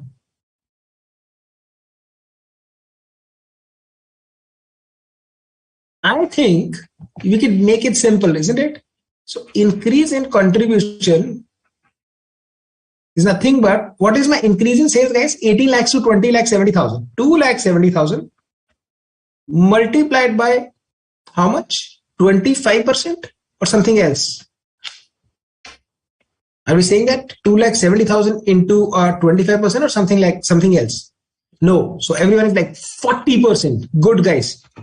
It is not 25%, guys. Mind you, cost of sales is 75. And that is where, Charu, your point will come into picture. Because if we have to calculate the contribution, what is contribution, guys? Contribution is sales minus variable cost.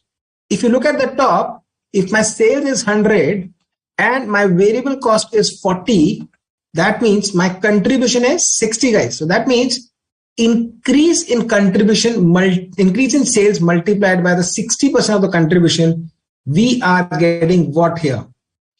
What's this amount, guys? 270 into 40%. 270 into 40%. So my contribution will be a 40 here. What is this amount? 108. 1,08,000. Everyone with me on this? So my variable cost is 60. So sales is 100. My variable cost is 60. I get a contribution of 40. So 40% of 2,70,000 is 1,08,000. So we are just comparing this cost with the contribution. You need to tell me whether this policy is acceptable or not. Whether this policy is acceptable or not. I think it is acceptable, right? This policy seems to be acceptable because your increase in contribution is more than the increase in cost. We are not evaluating multiple policies here. If there were multiple policies, I could have just created different columns like we did earlier.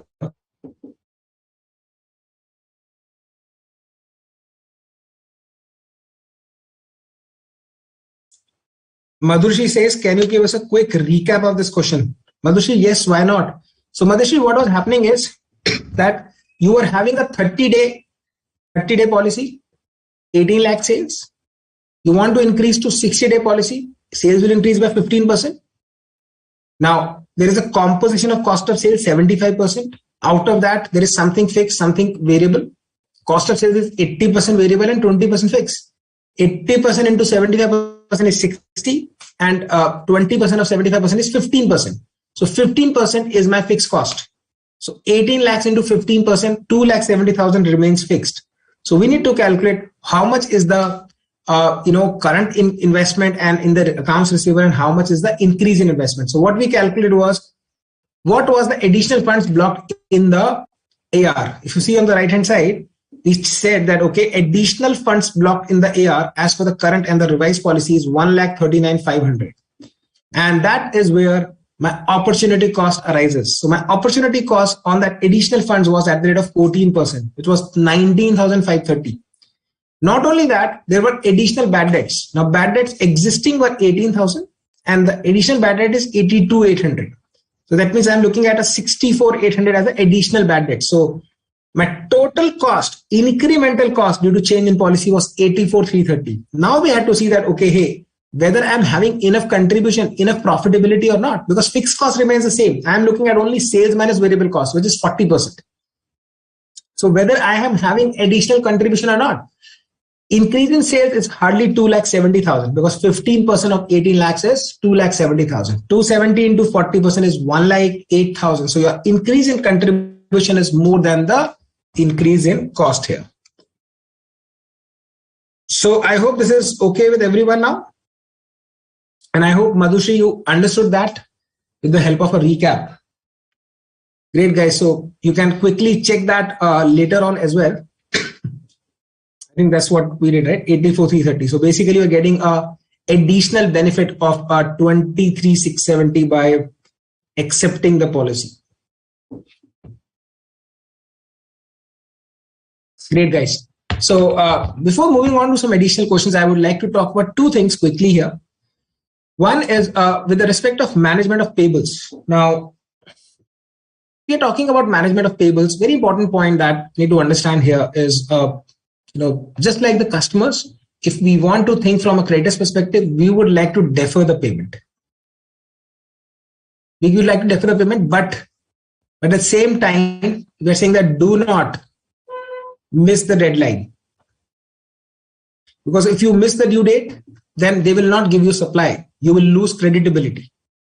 Now, this time given by the suppliers, very important. We considered that in our first lecture in terms of the operating cycle, because this helped us in terms of reduction of operating cycle. So that is very important. So this happens to be a very important short-term source of finance. Now, of course, if you kind of, avail the credit, definitely the point is that, you want to delay the payment, but don't miss the due date. Because if you miss the due date, it's like kind of a loss of reputation for us. Now, if you don't avail the credit, you want to pay the creditors early, then you are, kind of having an opportunity cost loss because probably you might have invested something somewhere else. But the point is, we need to understand, I explained to you earlier that what are my payment terms? 2/10 net 30. That means my credit period is 30 days. And if we pay within 10 days, there is a 2% discount.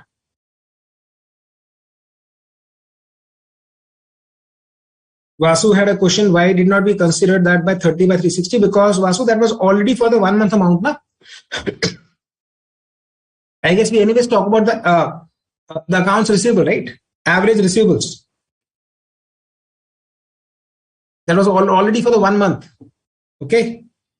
So yeah, coming back, guys, 2/10 net 30. So my credit period is 30 days and the discount is 2% if you pay within 10 days.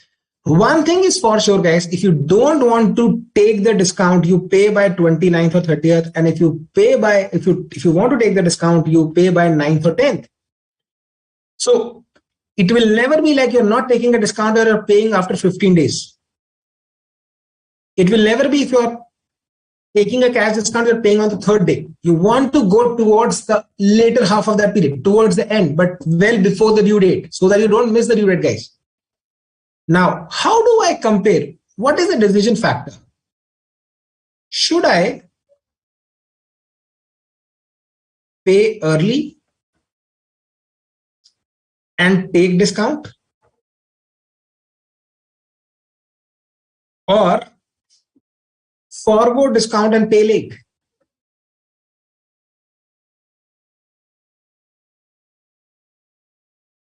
I guess you guys might agree with me that if I can delay the payment and invest somewhere where I'm getting more return, then probably discount may not be good.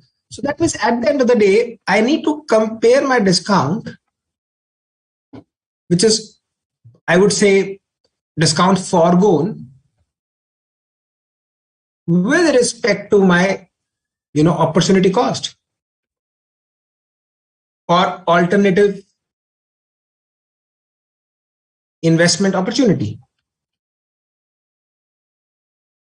Now, this discount, which is just in terms of a credit term as of now, is annualized, and we call it as annual cost of foregoing discount. Guys, you need to remember this formula, please.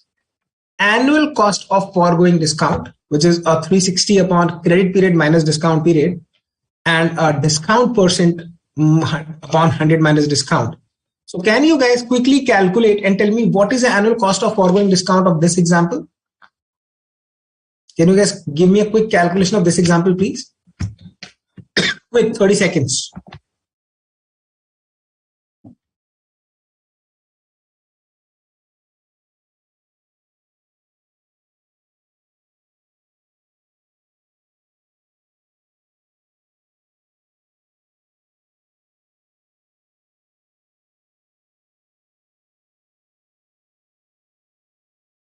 Let's see who gives me the answer first.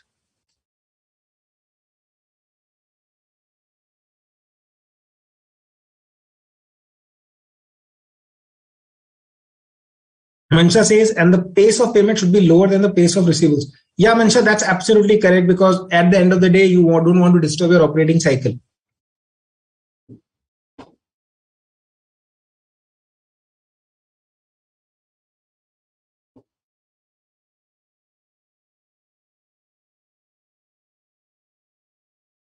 Okay, I'm getting first answer. Vasu is telling me 24.489. Okay.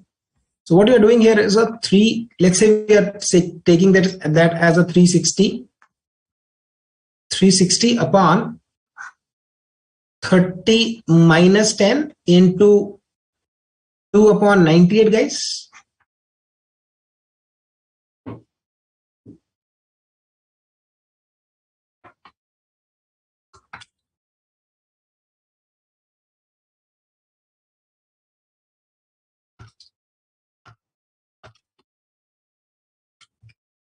I think I'm getting different answer, by the way. I'm getting 36.73%. I think, which is round about what Charu also got. Pooja, your answer is nearby, but probably something you missed out. Vasu, you just need to quickly check. 36.73%. Yeah. Okay, so that means, okay, someone might have taken, so I think Pooja, you might have taken 365. That's okay. That's okay. If you're taking 365, that's okay. That's absolutely correct. Okay. So whatever, 36-37%. Guys, for this decision criteria, don't you think 36-37% is too high? I don't think you will be getting that much interest. I don't think, unless until you get a more interest outside for more than 37%, then probably you can skip the discount. Otherwise, this particular case, it seems that discount should be taken. Pooja, that's absolutely correct. No worries. Right? So guys, in this case, your opportunity cost for not taking the discount had to be 36.73%. But then there is a big question mark.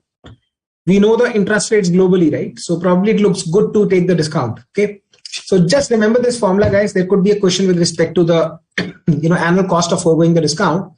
Okay, one more thing I would like to talk about after this is with respect to quickly on the inventory. I guess you guys have already done a lot of stuff in the inventory management.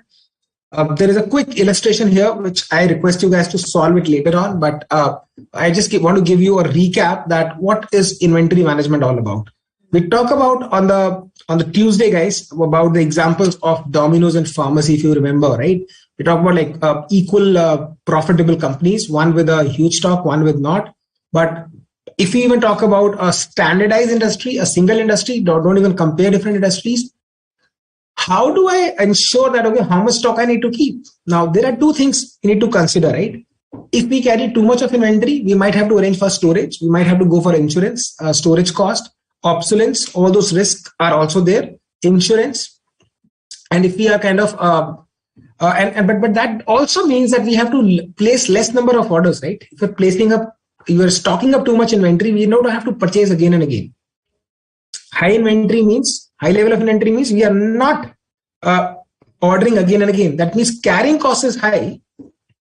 So there are two possibilities here.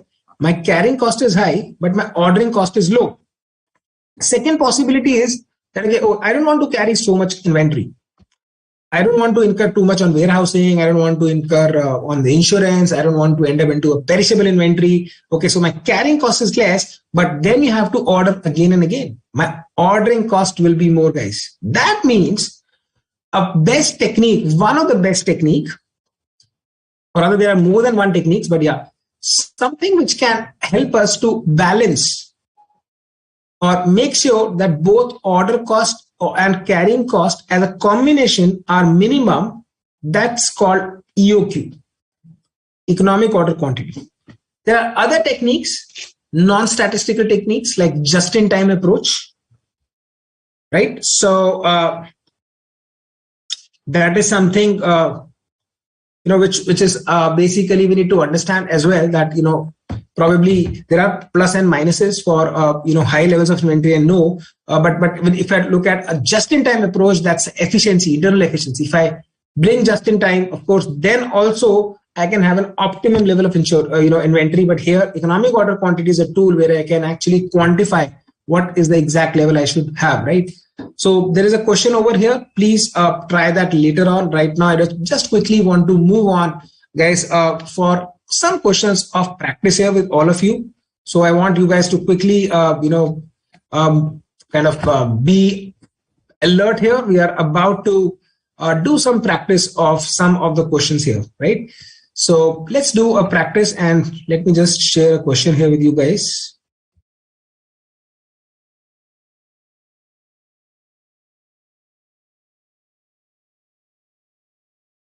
Okay. So the first question here is I would like to talk about on the screen right now is a question pertaining to day limited. Mind you, in my notes, which you had downloaded a few days back, there are more than 3 or 4 questions. We're solving around 2 or 3 in the class, and rest you can try on your own, and I will be uploading the answers by tomorrow or by Monday. Looking at interest on the financing cost itself, because what we are getting is we are anyways charge interest on that. We are anyways comparing that, right?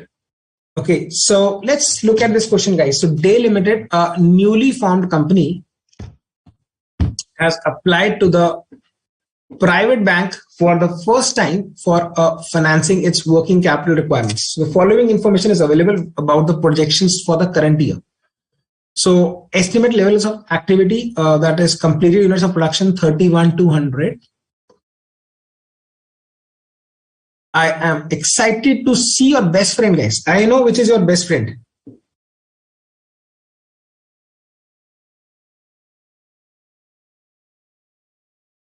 Pooja is asking me what is the financing of the working capital. Pooja, financing of working capital is nothing but a simple theory aspect that what will be the financing. I explained you a little bit when I was talking about the permanent and temporary working capital, right?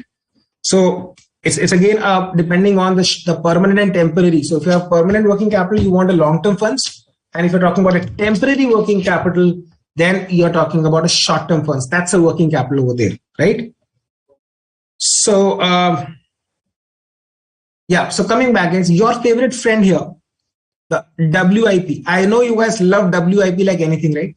You guys all daily, when you study and when you wake up in the morning, you pray that, okay, we want more and more questions of WIP. I know what you guys like. Okay, so raw material cost 40 per unit, direct wages 15 per unit, overhead 40 per unit, inclusive of, guys, little bit. You need to be careful here because when we see depreciation, your eyebrows should kind of raise. Selling price at 130, raw material in stock, average 30 days consumption. And we're talking about work in progress, material 100% and conversion cost 50%. I think a similar thing we discussed on Tuesday also, where the accrual was evenly throughout, but right now we are clearly given 50%. So finished good stock is 24,000 units. Credit allowed by the supplier 30 days. To the purchasers is 60, and the direct wages is 15 days lag, and expected cash balance is 2 lakhs. So assume that production is carried evenly throughout. and the wages and overheads accrue similarly, all the sales are on credit basis. You are required to calculate the net working capital, guys. And even if they would have not mentioned on cash cost basis, we should have considered cash cost, right? We know that stuff. We know our stuff. So quick question, guys. If we want to quickly attack on the inventory here, what would be the amount here? What would be the amount, guys, in terms of inventory? Can you tell me in terms of units, what would be my raw material requirements in terms of units? So let me actually walk you through this question again on a different platform. Just give me a second.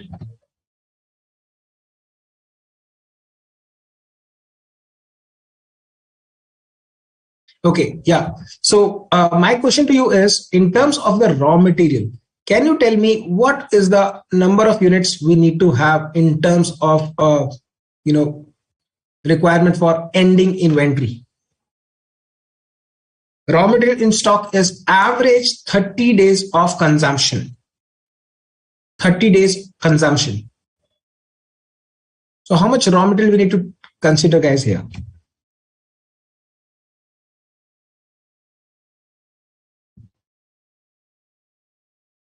How much is the consumption, guys? Can anyone tell me?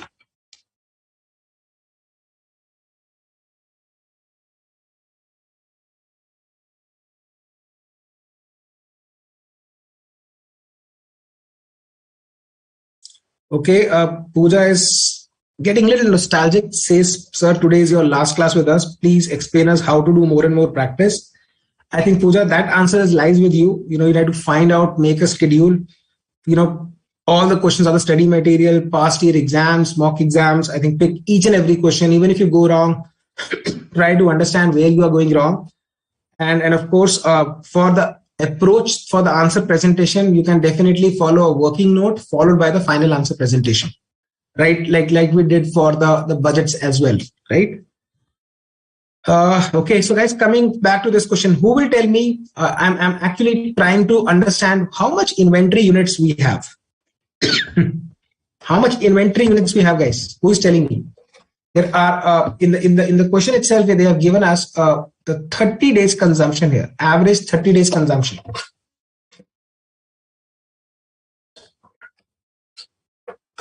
Yes, how much raw material would have consumed here? I think probably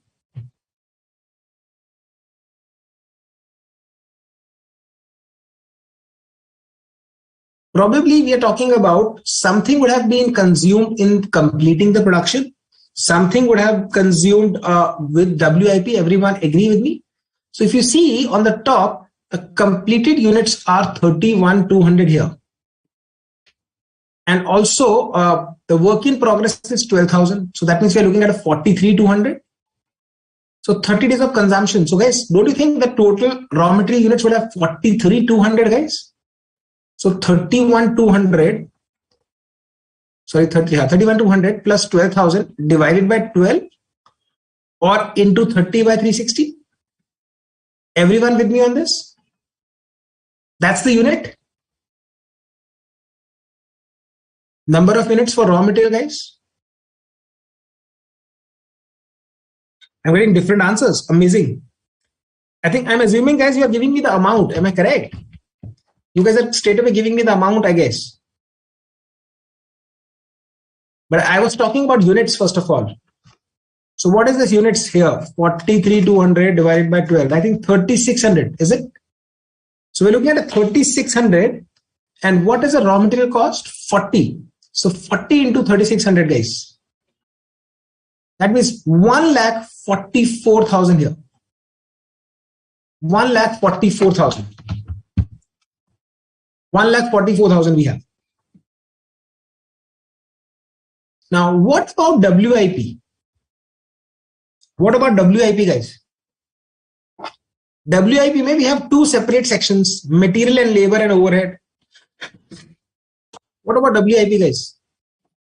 Material 100%, conversion cost 50%. So can we say this is simple in terms of material at WIP for a change is simple, guys? WIP for a change is simple. Just take units as 12,000 and 6,000. That's it. So what we are looking at our WIP here, material, it's like 100%. So what is the WIP units? 12,000.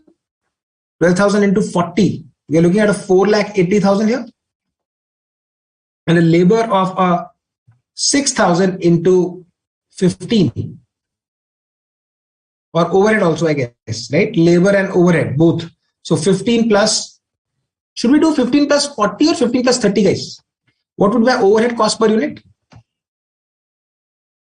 I think 15 plus 30, right? Because we're talking about cash cost. So we have to ignore. So 40 minus 10. So overhead is a 30, guys. So 6,000 into 45 seems to be 270 here. So I'm getting a 7,50,000 as a WIP. Everyone with me on this, guys? 1,44,000 raw material and a 7,50,000.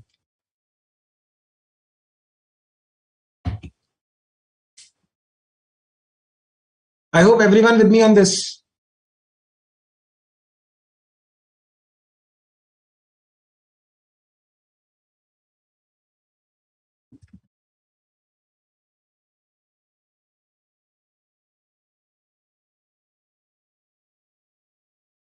Okay, the finished goods then, the third element of the inventory, guys. What about finished goods? I think we have 31,200, but what is the finished goods inventory do we have? 24,000, I guess. That's given to us directly.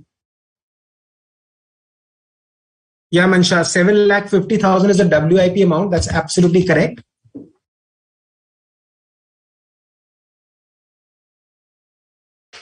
But I also want to understand what would be my finished goods inventory.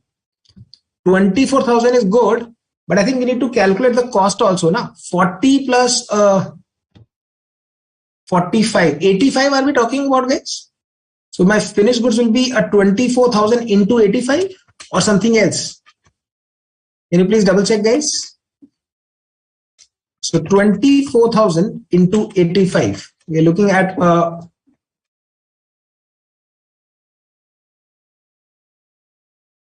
20,40,000. Finished goods of 20,40,000. So let me take you to an Excel file where you could just refer quickly to the quick workings on the same. Guys, quickly just refer to the workings here. So what we are looking at this section currently. I want you guys to be comfortable on this section, please. The one I am highlighting in yellow, please. Is everyone okay with this section, please?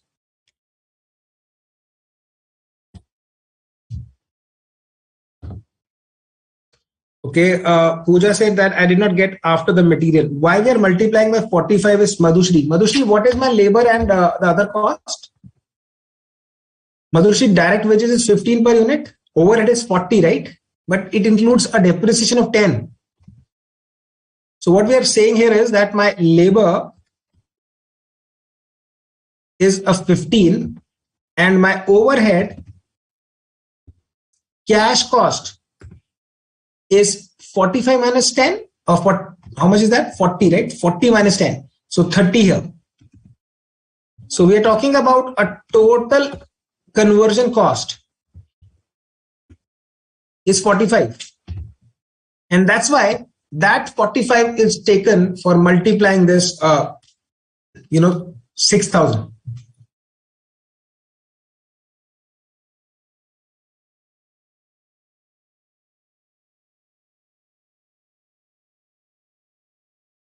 Madhushri, I hope that is clear. And Charu, I hope I just explained to you as well while I was talking about this that you need to just understand what are the units. Units are already given to us. In the question, material were already given to us 12,000 and the labor and overhead were 50% complete, guys. This was a 50% and the material was 100% here. And that is why we are taking 12,000 units and 6,000 units. 12,000 is multiplied by only material cost, that's 40, and labor and overhead is multiplied by the conversion cost. So 20,40,000 we have. I hope now everyone is okay here. So inventory is okay, guys, to everyone. So total of inventory is coming out to be a 29,34,000. I hope till this section everyone is okay here. Inventory is 29,34,000. And also cash was given to us in the question. So 2 lakhs. Right? Now we need to calculate the debtors, guys. Let's quickly go back and try to plot what are we looking at debtors here. Something given to us for debtors, customers. Credit allowed to purchasers 60 days. Should we take 60 days? I guess yes. We're taking 60 days, right? But the point is, how many number of units we're talking about in this case? How many number of units should we talk about this? If it is 60 days. Tell me, guys.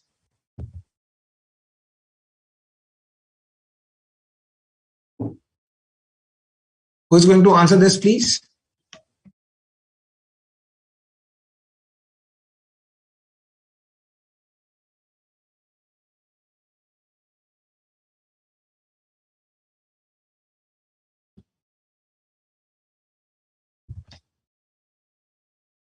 Who is going to answer this?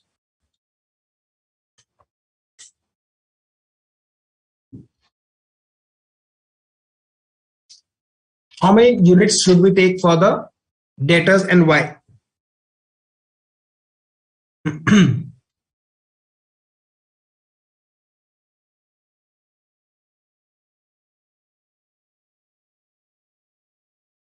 Okay, Pooja says raw material 3,600.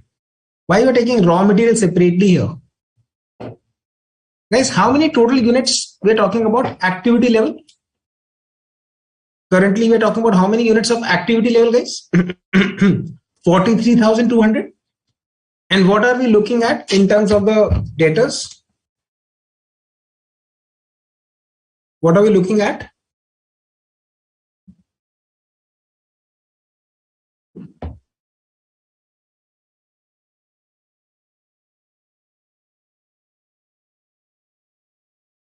Guys, what happened?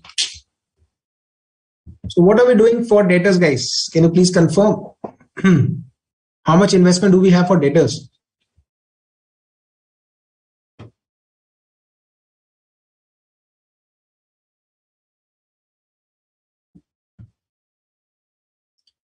Okay, I got answers from Charu. And what about others? Charu says 7,200.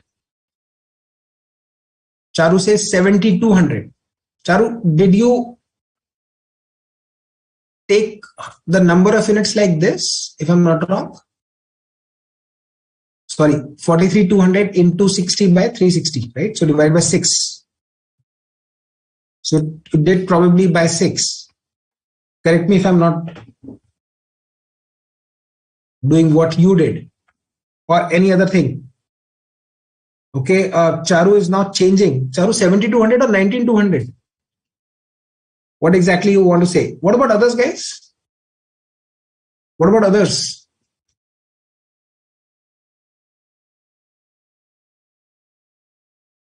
Okay, Vasu says 144,000.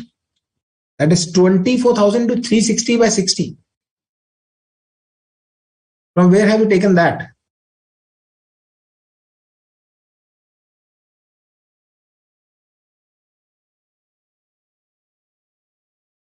Guys, mind you, selling price may not be useful here. You are saying you are using the finished good stock. You're using the finished good stock. That's it.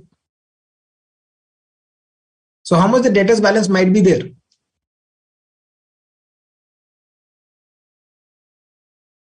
Guys, it was very easy, I guess. It was pretty easy. I'm just seeing that, okay, whether anyone wants to understand that or not. Guys, let me explain you. If someone is doing 43,200 divided by 6, you might be getting 7,200.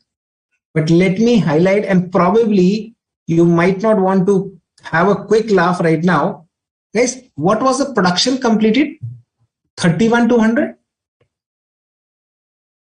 How much was the production? 31,200.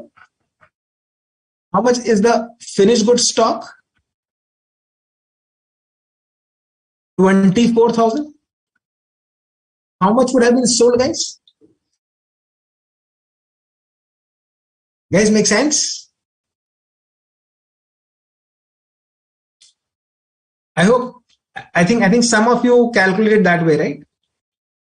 Yeah, Charu, I saw your answer now. I hope everyone with me on this. So 7,200, guys, 7,200 we are getting as a debtors units here. So we are seeing, okay, 7,200 here in terms of debtors. Now we need to multiply that by again 85 because that's a cash cost. That's a cash cost. Like we did multiplied by for the finished goods, we are multiplying 7,200 into 85. Now, because it is 60 days, so that is 6,12,000 into 60 upon 360, you get 1,02,000 in debtors, guys. 1,02,000 in debtors. Mansha, some disconnect, I guess. Can you double check what is the disconnect?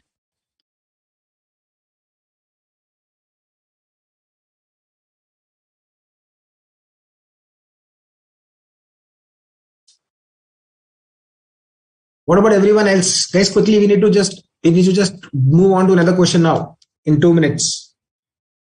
Okay, so everyone with 1,02,000, Mansha, I hope you just check that as well. So my cash is 2 lakhs, my inventory is 29,34,000, and my cash cost of sales in terms of debtors is 1,02,000. So my gross working capital is like 32,36,000, guys.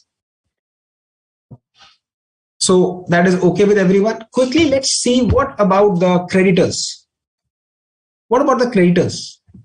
Now, in the question itself, we are talking about creditors. Now, creditors, guys, is it based on the purchase or consumed? Can you tell me whether the purchases are on consumed or purchases? I think everyone with me on purchases. So that means if my raw material consumed was 43,200, we know that, right? 43,200, everyone knows. From where did we take? That was given to us in the question, right? 31,200 was the completed and 12,000 was in progress. So it is 31,200 plus 12,000. 43,200 is the raw material consumed, mind you. So that is what we are looking at as a consumption level. But mind you, we also wanted to take a raw material closing stock. That means my total purchases is actually 43,200 plus 3,600. It's a very good question, guys. My total purchases is not 43,200 but 46,800. Guys, everyone with me on this? 43,200 was the total consumption. 3,600 is a closing stock. So 46,800 here.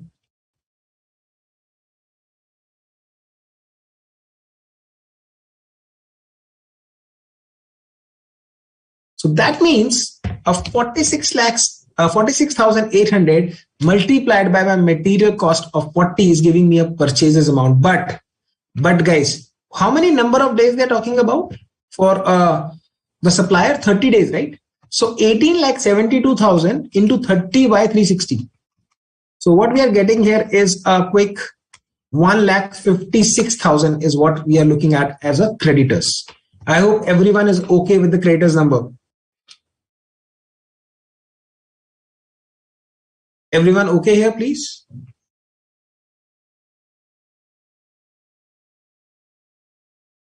Great. Now, quickly looking on to the wages also. Now, wages was given for a 15 days, guys. 15 days, right? 15 days lag. Now, in terms of the units, we need to understand how many number of units we need to take for wages. Now, this can be critical. For wages, remember our conversion cost was 50%, guys, in terms of WIP. Very important, guys. Wages payable units, very, very important. We have completed units 31,200, and then there were 12,000 units WIP, but wages were conversion was only 50%. So we are looking at a 31,200 plus 6,000. 31,200 plus 6,000. So we are arriving at a wages or a labor outstanding for a 50% WIP, and that comes out to be a 37,200. And that we multiply with the rate of 15, we get a 5,58,000. This 5,58,000, mind you, is for the year, but we have to calculate for 15 days. For 15 days, guys. So that means into 15 by 360, we are getting a minus 23,250 here. I think one of the very good questions, a good recap of the entire working capital, what we did on Tuesday, I guess. I think you might agree with me. It is brushing up your understanding on the consumption, purchases, WIP, everything is touched upon here.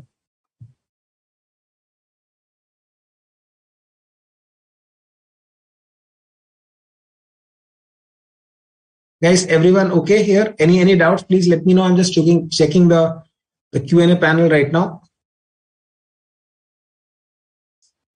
Please let me know if any questions from your side.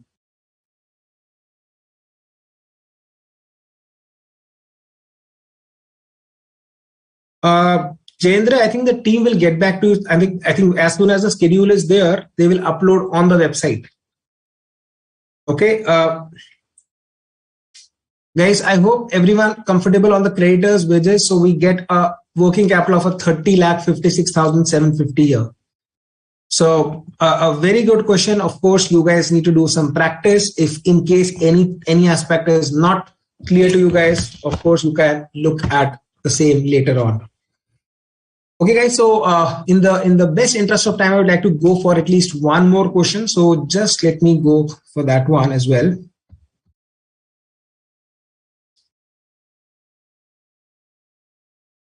Okay. Okay, so the next question on the screen, guys, is for the Alliance Limited. Now, we just attempted one question of working capital. I would like to go for one question which relates to the receivables, but it's a very different question. But I'm sure we should be able to solve it in around 10 to 12 minutes. And of course, you guys have to solve it, right? So the Alliance Limited, the petrochemical sector company, had just invested a huge amount in its new expansion project.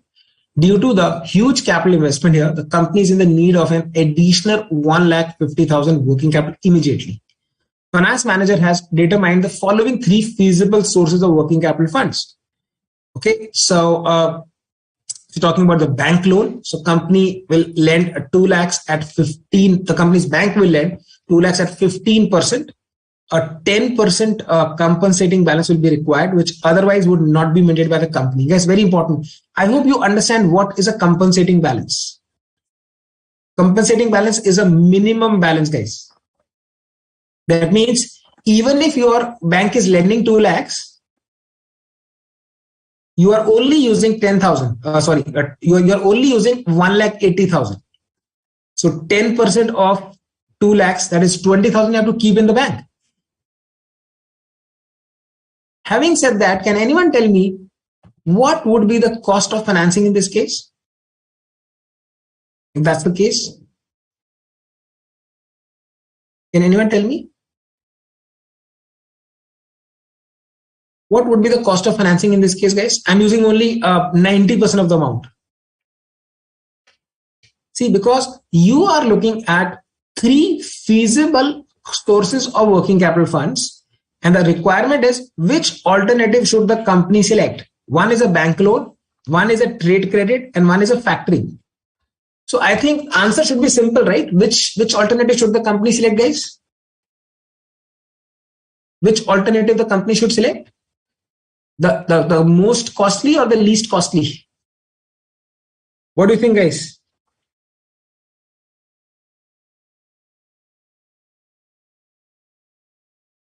Okay, so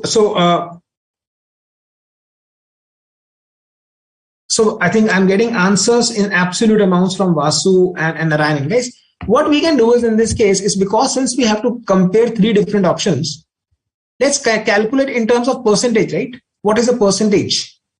What's the cost of financing here?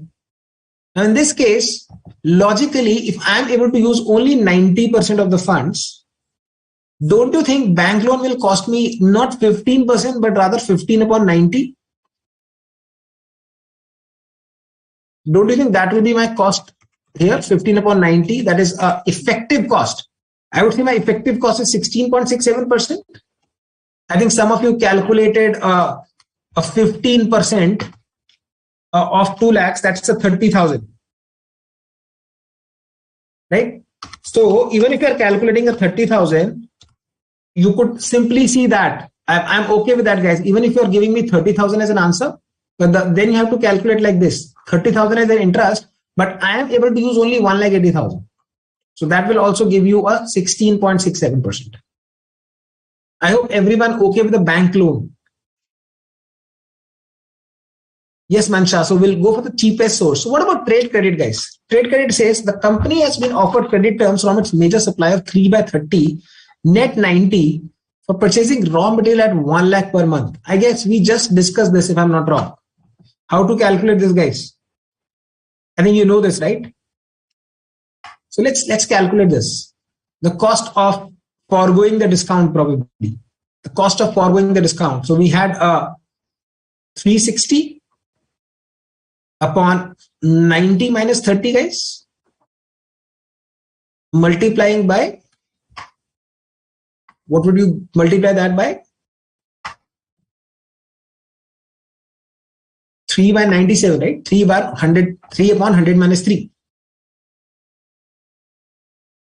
So what is this amount coming out to be?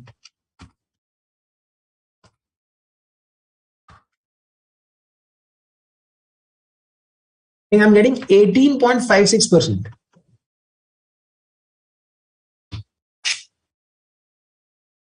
Is everyone with me till this point? 18.56%, guys. Great. So Narayanan just confirmed, and I think everyone with me on this.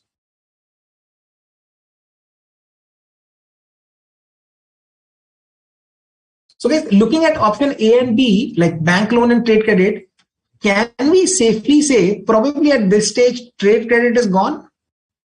Can we say that? Because you all agreed with me that that we are going for the least or the cheapest option here, right? So bank loan is cheapest amongst the two, but the factoring is still remaining, right? Let's look at the factoring also now. Let's look at the factoring. A factoring firm will buy the company's receivables of 2 lakhs per month, which have a collection period of 60 days.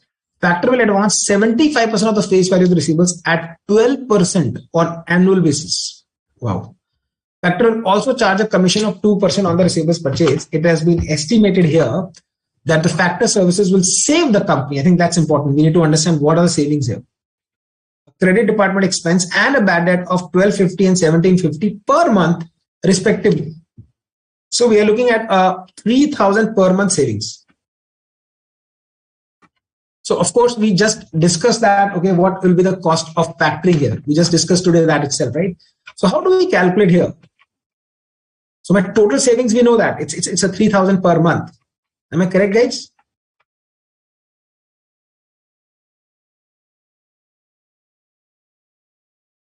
So in terms of total savings, we have a 3,000 into 12.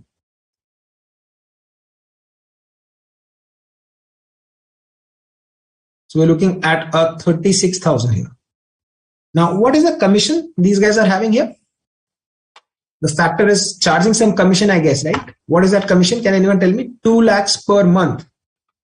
So 2 lakhs into 2%, and that is for per month, right? So 4,000 into 12, guys. The commission charge is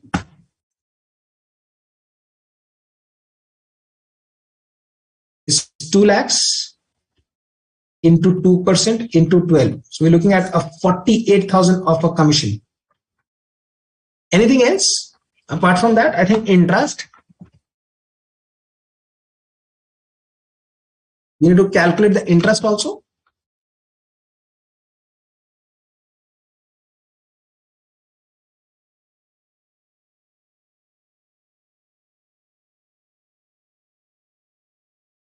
Let's calculate the interest part as well, guys.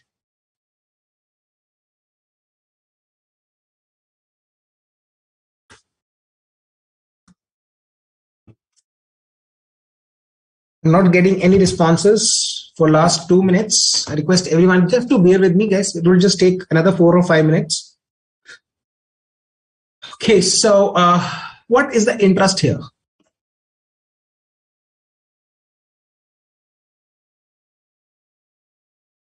Interest will be on the amount they will be advancing us, right? So interest will be 2 lakhs into 75%. That's 1,50,000 into 12%. Are we saying 18,000 here? Yes, can you just double check? Are we saying 18,000 here?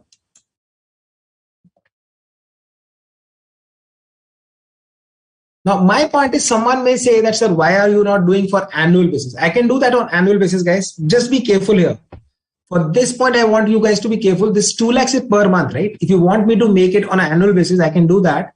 But then the 12% also have to be done for accordingly. Right? So we'll end up getting 18,000 only. Because 12% on an annual basis, so I'm not dividing that, right? So 2 lakhs into 75% into 12%, that's it. So we're looking at 18,000 interest. So that means let's talk about what is the total cost of factoring here. Is it 48,000 plus 18,000? But guys, we had a savings also. So let's say minus 36 or something else.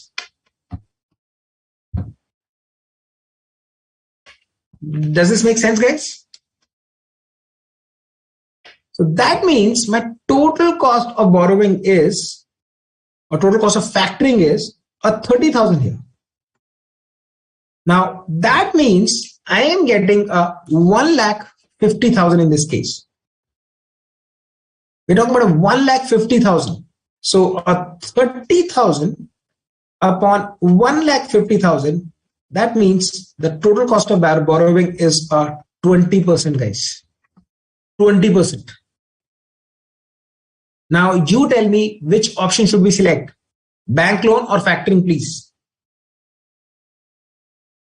I think few minutes back, I could see the answers from a couple of students. They were suggesting factoring earlier.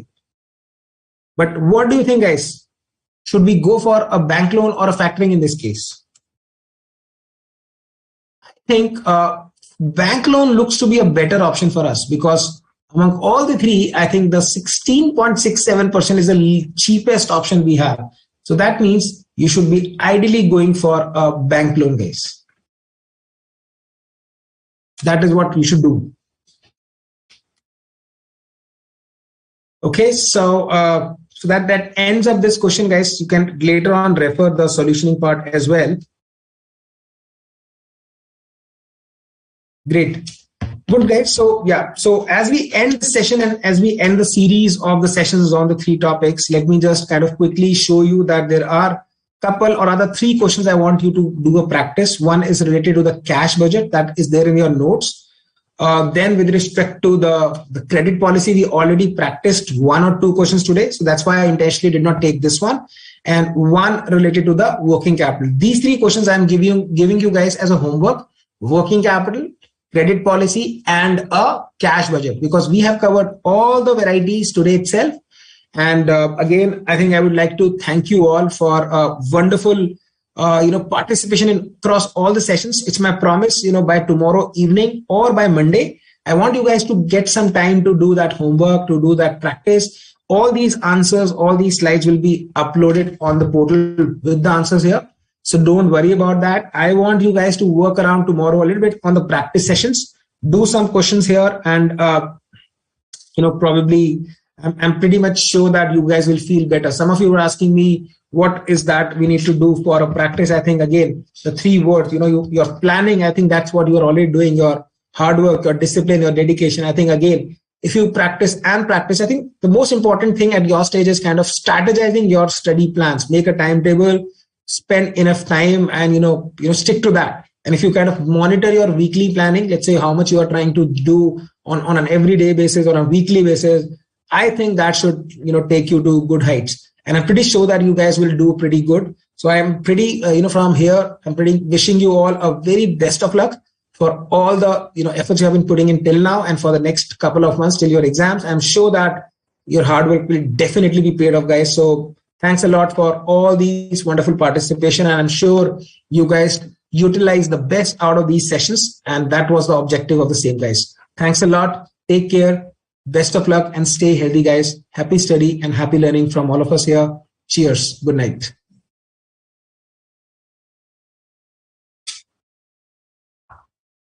Yes.